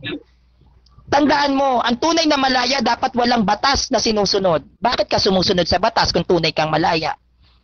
Dahil alam mo na na ang kalayaan mo ay limitado. Hindi mo ito pwedeng gamitin nang dahil sa gusto mo lang. Wala kang magagawa kundi sumunod sa batas ng simbahan, sumunod sa batas ng Diyos, sumunod sa batas ng tao. Dahil anumang kalayaan ang gamitin mo dyan sa sinasabi mo, Umbriel, yan ay magbibigay pa rin sa'yo ng limitasyon. Dahil kung talagang malaya ka at gagawin mo yung gusto mong gawin, mananagot ka sa batas lalo na't pag ito ay hindi tama. Kaya yung kalayaan na binibigay sa ating mga tao at ng ating Panginoon, yan ay may limitasyon. Ultimo sa mata ng Diyos. Meron tayong kalayaan gawin kung ano ang gusto natin, pero tandaan mo, meron pa tayong kabilang buhay. Magbabayad at magbabayad ka pa rin ng kasalanan ginagawa mo ngayon. So hindi ka pa rin malaya. Meron ka pa ring boundaries. Meron ka pa ring limitations. Nagiging malaya lang ang isang tao pag gumagawa ng mabuti. Yon, malaya kang gumawa ng mabuti, walang kapananagutan yon. Pero pag gumawa ka ng masama, yung kalayaan mo, yan mismo ang magkukulong sa'yo at mag-aalis dyan sa kalayaang sinasabi mo bilang ikaw ay isang individual. Maraming pong salamat. Ayan po, at mayroon pong natirang 51 seconds. Wini-wave mo na ba, kapatid na Sanrio? Apo. Okay, marami pong salamat. Yan po ang huling rebuttal stand ng ating kapatid na si Sans na bilang isang Katoliko. Okay, marami pong salamat. Ngayon po dadako tayo sa question and answer sa rebuttal na itinayo naman ng ating kapatid na si San. Ang kanila pong topic na napag-usapan ay patutunayan ko, naka-refer po to sa affirmative kay Bro Umbrel na isang malaya, na ang tunay na malaya ay nasa individual na tao. Shout out po muli sa mga bagong pasok dito sa Rome, kay Bro Ali, welcome po kay Bro Noel, at sa lahat pong sumusubaybay sa atin pong live sa Debater Convention sa Facebook at sa YouTube. Marami pong salamat. Shout out po sa inyong lahat. So dadako po tayo sa last stand ng question and answer mula po kay Bro Umbrel patungkol po sa kanilang topic. Nakahanda ka na, Bro Umbrel, sa iyong question? Okay. Okay.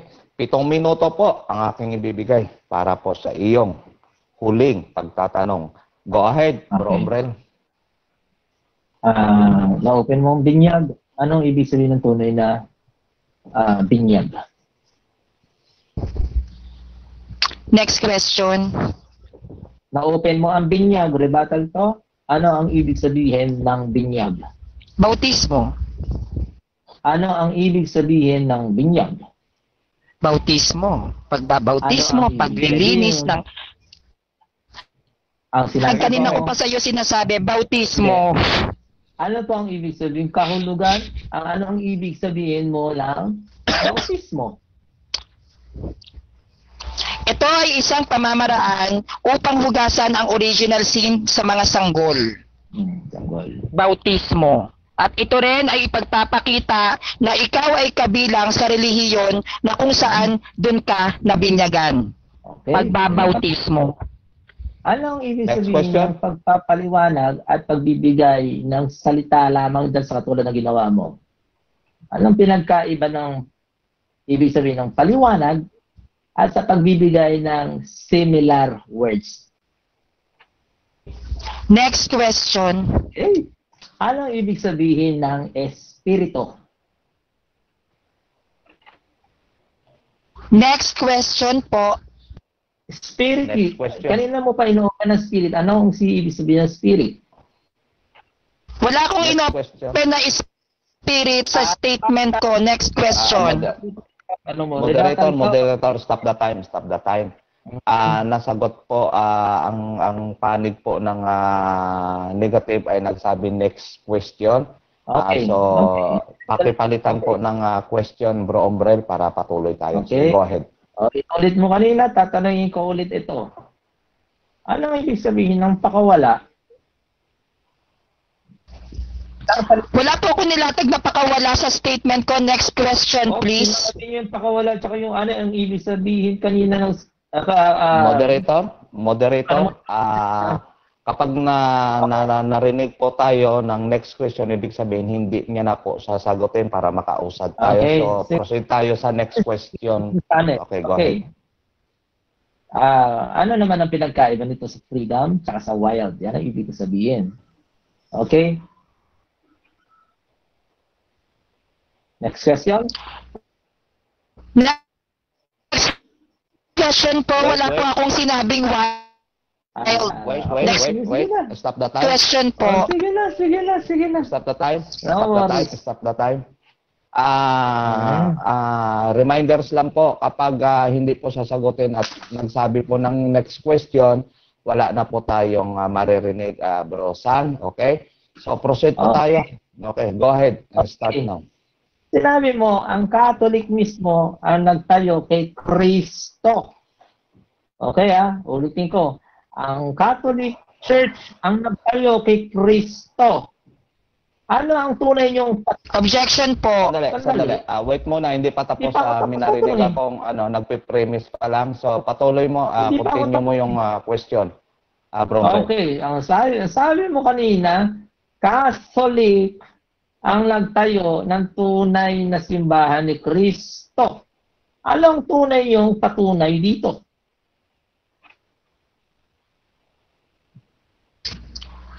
Hindi po ang Katoliko ang nagtayo kay Kristo. Si Kristo po ang nagtayo sa Katoliko. Objection. Okay. Sandali. Objection ba yon o sagot mo doon sa tanong ni Ombrel? Objection po. Hindi po Anong objection?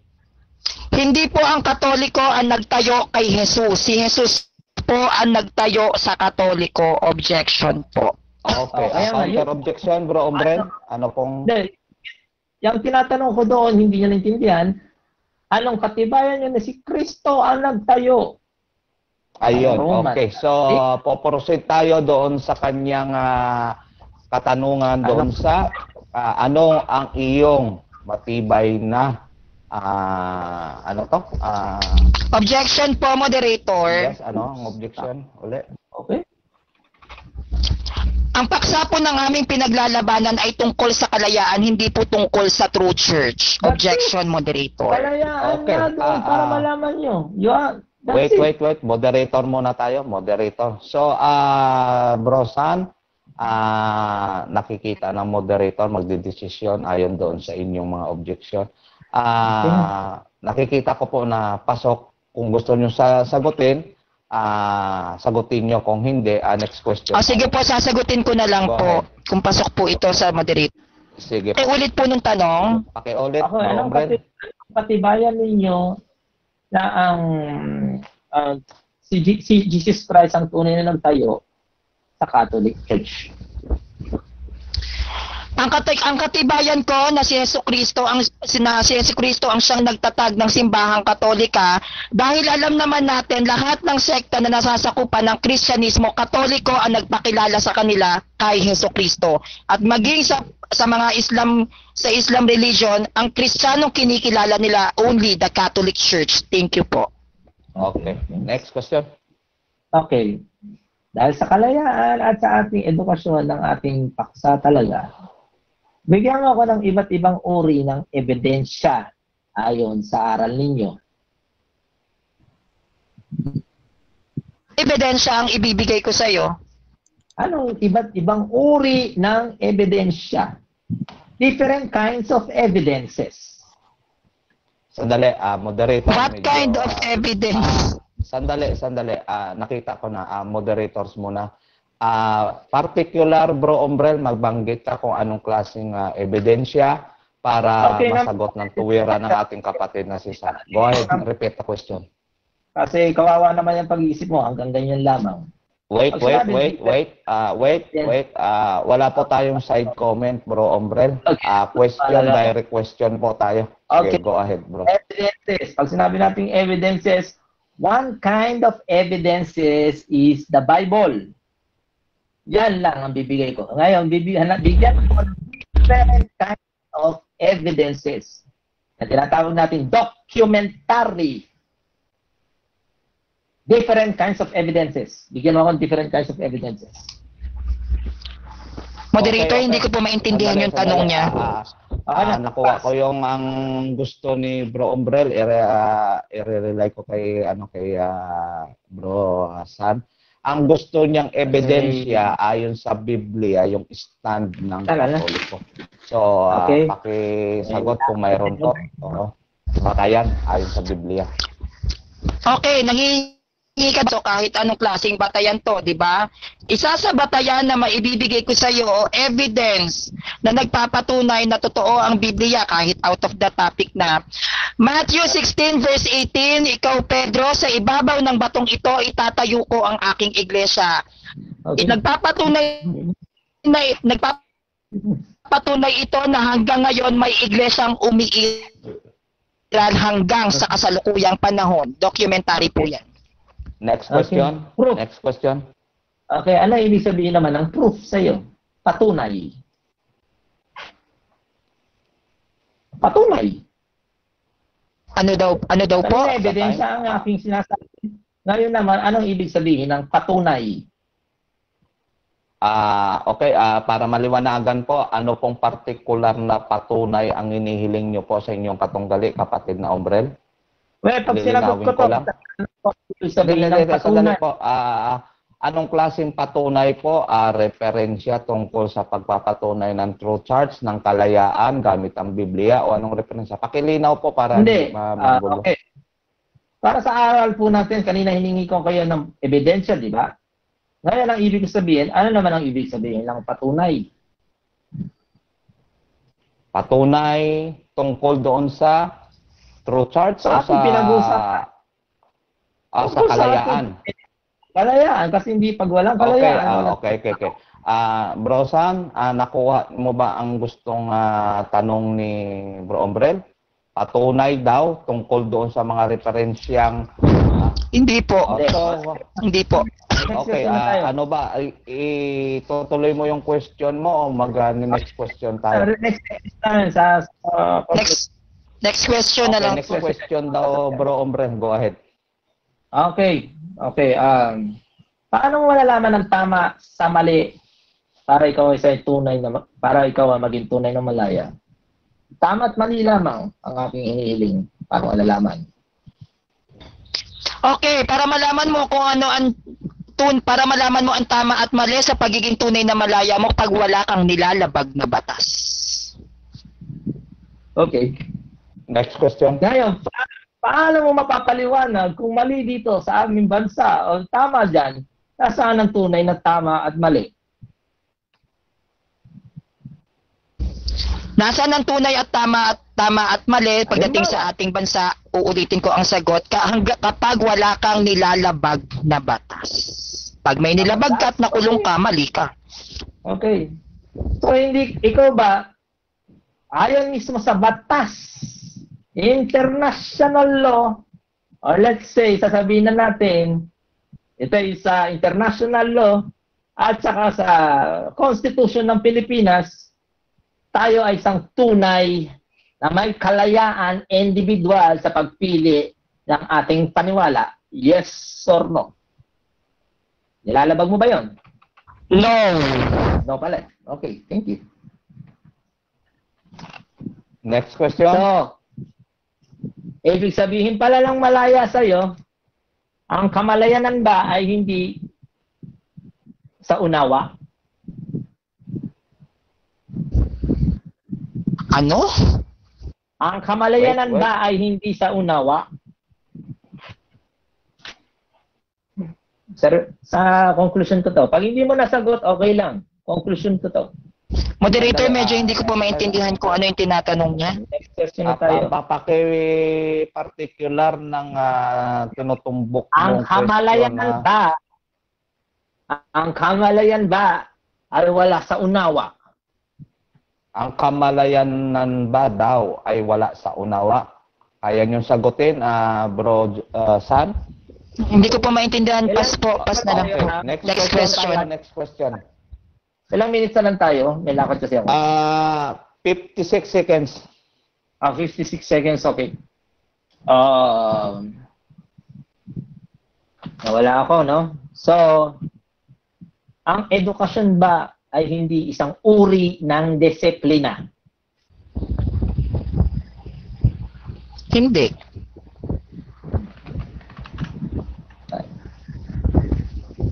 Yun. So, ang ibig sabihin ng reliyon ay hindi disiplina. Yes or no? Hindi rin. So, ang malaya ay hindi disiplina. Hindi din. Hindi rin. So, ang unawa ay hindi disiplina. Time? Hindi din. Time? Okay. Time? Okay. Okay. Okay. Time na po. Okay. Salamat. Ayon po, doon po nagtatapos ang kanila pong palitan ng pagtatanungan at pagsasagutan. Marami pong salamat. Okay. Sa muli po, ang tumatayong affirmative ay ang ating kapatid na si Umbrel na isang Malaya at ang negative side ay si San na isang Katoliko. Ang kanilang pong pinag-uusapan ay patutunayan ko refer to sa affirmative na si Bro Umbrel na ang tunay na Malaya ay nasa individual na tao. Shout out po muli sa lahat ng mga sumusubaybay sa atin pong talakayan, sa atin pong nagaganap ngayon na pag-uusap dito po sa live broadcast ng Debaters Convention. Ngayon po, dadako na tayo dito sa huling yugto ng ating talakayan na ang konklusyon. So wala po tayong objection dito. Ito na po yung pagtatapos natin. 5 minuto po sa una pong bibigyan ko ng oras sa negative side na si Bro Sans. Okay, go ahead Bro Sans. 5 minutes conclusion. Ready? Opo. Okay, go ahead Bro Sans. Ayon po sa mga naging statement niya sa akin sa Q&A, no? Ang relihiyon ay hindi isang pagdidisiplina, kundi ito ay isang konsensya. Konsensya sa diwa ng bawat tao, konsensya sa puso ng bawat tao para malaman natin ang pagkakaiba ng tama at mali. Ang edukasyon ay hindi rin ito pagdidisiplina, kundi ito ay pagdadagdag kaalaman kung paano natin i-apply ang tamang pag-uugali sa bawat taong nakakasalamuhan natin, sa environment, kung paano natin ito aalagaan, sa pakikipagkapwa-tao. Ang kalayaan ay hindi rin ito isang disiplina. Ito ay binigay ng Diyos sa atin para gawin mo kung ano ang gusto mong gawin. Ang salitang disiplina ay nakabatay dun sa mismong may katawan, dun sa mismong may dala-dala ng salitang kalayaan.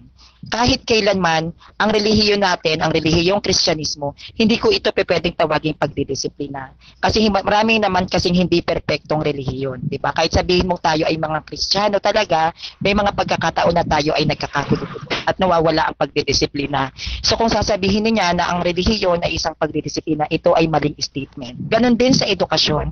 Hindi ito maaaring tawaging isang disiplina dahil kung ang pagdidisiplina ay nasa loob mismo ng edukasyon, maraming guro, prinsipal at estudyante ang nawawala ng disiplina sa kanilang mga kapwa at estudyante. So ito lamang ay pagdadagdag ng kaalaman doon sa mga tao na gusto pang lumalim ang talino o ang kaalaman bilang isang tao. Gayon din sa ating pagiging malaya bilang isang individual. Hindi natin ito maaaring tawaging pagdidisiplina. Tayo mismo ang humahawak ng salitang disiplina. Kung paano mo didisiplinahin ang iyong sarili sa pakikitungo mo sa mga tao na nasa paligid mo. Lagi nating tatandaan na magamat binigyan tayo ng Diyos ng kalayaan, dapat pa rin nating isipin kung ang kalayaan ba na ibinigay sa atin ng Diyos ay nagdudulot ng mabuti o masama sa atin mismong imahe at pangangatawan. Maaari nga nating gawin ang lahat ng bagay ng may kalayaan, pero wag natin kakalimutan na maging responsable pa rin sa bawat kalayaan na siyang iginagawa natin sa araw-araw na pamumuhay para hindi ito magbunga at magdulot ng masamang epekto sa ating kalusugan, maaari sa ating imahe, maaari at higit sa lahat sa ating buhay na meron tayo ngayon. Maraming pong salamat sa inyong lahat. Ayun. Okay, mayroon pong natirang 2 minutes and 31 seconds. Bini-wave mo na ba, Brosan? Opo, okay na po yun. Okay, marami pong salamat. Ngayon po ay dadako tayo sa huling magkokonklusyon. Kapatid na Ombrel, naka-ready ka na? Apa. Okay. Una, Okay, go ahead. Your time start now. Ako nagpapasalamat din naman kay Sandria na nakausap natin dito. No? Nagpapasalamat ako sa lahat ng mga tao at lahat ng sumubaybay dito sa Debaters DevCon. Una pong aking bagay na masasabi, kaya po ako ay namamahagi dito, para po magbukas ng tunay na kaisipan. Okay. Napag-usapan po natin yung kalayaan ng individual. Ang individual po, ang uunawain ng ating sarili para mauntindihan natin. Sa aking aral po sa Kamalayan ng Malaya, ang napaka number 1 pong teachings ko is words. Words. Verbo ang salita ng Diyos. Ngayon, sinabi ko katang isip si Kristo at sa pamamagitan po si Kristo ay nasa labas ng Biblia. Siya po ang sumulat ng Biblia. Saan ko po ito sinabi? I am the author of your life. I am the reflections of everyone else. I am the God. Siya po ang sumulat ng Biblia sa pamamagitan ng isang sinning arts. Siya po ang tunay na philosophy, or let's say, Kamalayanan Malaya. Baliktad po nilang ibig sabihin. Sa ang Malaya, ang ibig sabihin ay isa po itong uri ng disiplina. Ganoon din sa ating relihiyon dahil tayo ay sumunod. Isang uri po ng disiplina ay ang lahat ng klaseng edukasyon.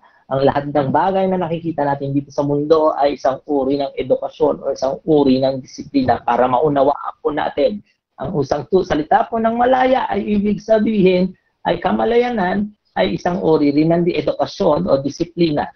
Dahil hindi po kayo magiging matalino kung wala kayong tunay na kamalayanan. Ano po ba ang ibig sabihin ng unawa kapag literado nyo napapaliwanag ang isang bagay na hindi nyo maunawaan? When you cannot explain things in a 5-year-old kids, that is the real meaning of you don't understand what you're talking about. So words is very, very important before you become a real man.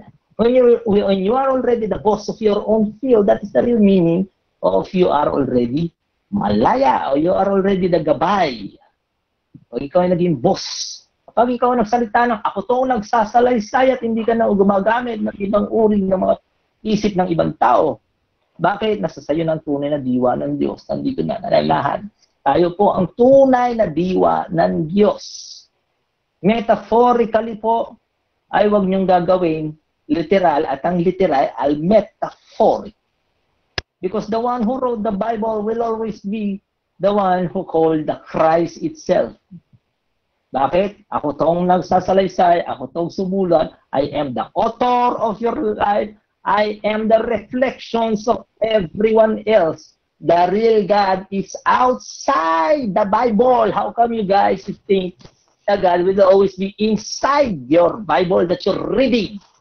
Doon pa lang hindi na kayo malaya. At si Kristo mismo nagsalita. Ang lahat ng Last 2 minutes.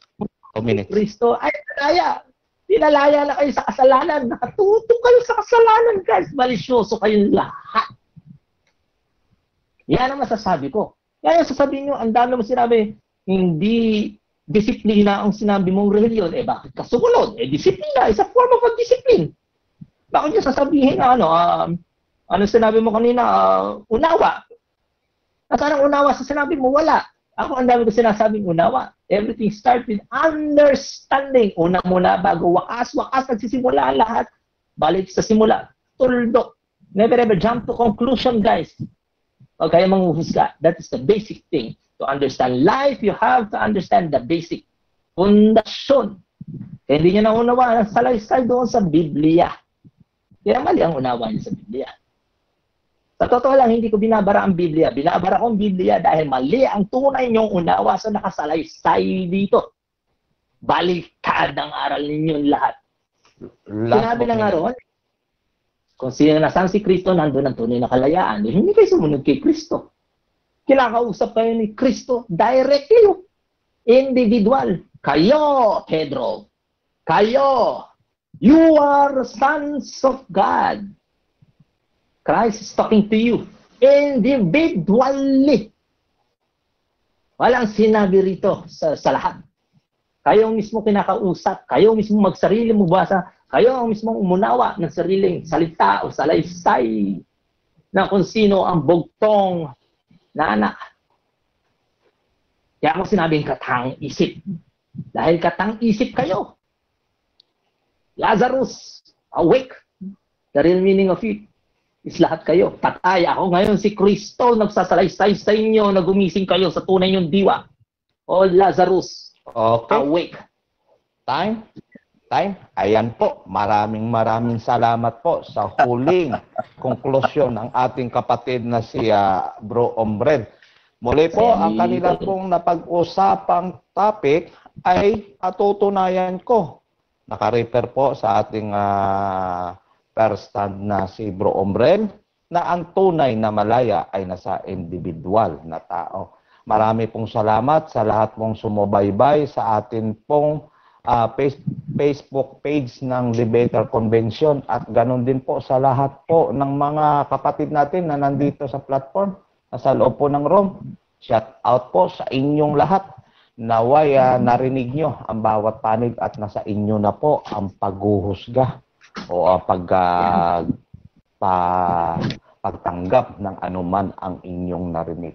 So marami pong salamat sa lahat pong mga kapatid na nandito ngayon sa platform at sa mga kapatid na nasa live. Ngayon po bibigyan natin sa uling pagkakataon, pagpapasalamat po ang bawat isa. Bro Ombred, pasalamat naman po, 1 minuto. Bro Ombred, nakamute yata kayo. Nawala. Bro Sam? Hello guys. Okay, guys. Okay. Ito na. Okay. Sige po. Go ahead. Okay. Ako nagpapasalamat sa lahat ng sumusuporta sa Debaters DevCon. Nagpapasalamat po ako kay Sitiel, kay Eric, kay Noel, kay Ali, kay Ryan, kay Kalawakan, kay Esmeralda, kay Marty, kay Laurel, siyempre kay Rasha, tsaka lalo na kay Ruel, at lalo na dito sa akin nakadebate na si San Rio. Okay, matagal ko na ito nakausap sa San Rio rin daw. So, ganito lang ako magsalita, pero ako yung nagsasaad ng tunay na masasabi kong galing sa aking tunay na puso at tunay na diwa. Dahil po to sa aking tunay na kaalamanan o tunay natin nakikita. Pasalamat ka lang. Yan. So, ako yung nagpapasalamat. Sige, yun. Salamat mismo sa inyong lahat. Sana po suportahan nyo itong ating programa na napakaganda. Dito po ay sana po gawin niyo po itong referensya sa ating pagsusuri ng katotohanan at maging bukas po sa ating kalooban ang ating mga pagtanggap sa katotohanan. Kung nagsasaliksik po tayo, we are always telling the truth. Yeah, Okay, seeking thank you. is not just Time. research. Okay, thank you. Okay, salamat. May po-promote ka bang sarili mong channel, Bro Ombre? Yes, yes indeed. Malaya, Promote mo na.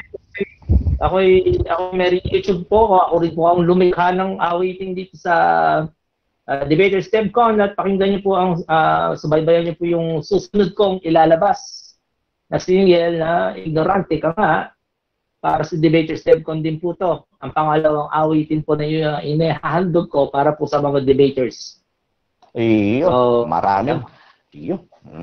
Kaya excited ang lahat sa panibagong pag-compose ng ating kapatid. Katawan po natin si Bro Ombrel sa pagpapaganda dito po sa ating programa, sa ating Facebook page na Debater Convention. So, dako tayo kaya kapatid na Sans na magpapasalamat. Bro Sans? Okay po, nagpapasalamat po ako unang-una sa Crossfire Debaters, Crossfire Debate. Maraming pong salamat sa inyong pagsusuporta sa akin sa DevCon at sa t-shirt po na ipinadala ninyo sa akin. Nagpapasalamat din po ako sa bumubuo ng Ave Maristela, sa lahat ng admin dyan at members dyan. Laban lang tayo ha, at sana isang araw makita ko na rin kayong lumalaban dito sa Debaters Convention. Nagpapasalamat din po ako sa Barkadahan Ministry, sa lahat ng bumubuo ng Barkadahan Ministry, sa members at sa mga admins. Maraming salamat po sa inyong pagsuporta sa akin. Sa lahat po ng nakinig at nanood dito, lalong-lalo na sa aking katunggali na si Umbrel. Maraming pong salamat sa pagpapaunlak ninyo sa akin at sa pagbibigay sa akin ng oras para maipamalas ko naman kung ano yung kakayahan ko bilang isang Catholic debater. Sa lahat po ng bumubuo sa Debaters Convention, maraming pong salamat sa inyong lahat. Dahil sa ganitong inyong mga gawain, mas marami pang mga tao ang mas nalilinawan, mas maraming tao ang naghahangad pang mas mag-aral para ilaban ang kanilang paniniwala at pananampalataya. Maraming pong salamat sa inyong lahat. Thank you. Ayan po ang huling nagpasalamat si Bro San ng Catholic. So muli po, natapos po ang ating naganap na pagtalakayan dito sa nag-iisa lumalakas na Debaters Convention. Muli po, marami pong salamat at patuloy po kayong sumubaybay sa aming mga gaganapin pang mga pagtutunggali ng bawat paniniwala. So, Bro Rasya, nandiyan ka pa ba? Maraming salamat po. Brother Well, may sasabihin lang. Ang Councilor Maysaya. Brother Well. Wala na daan.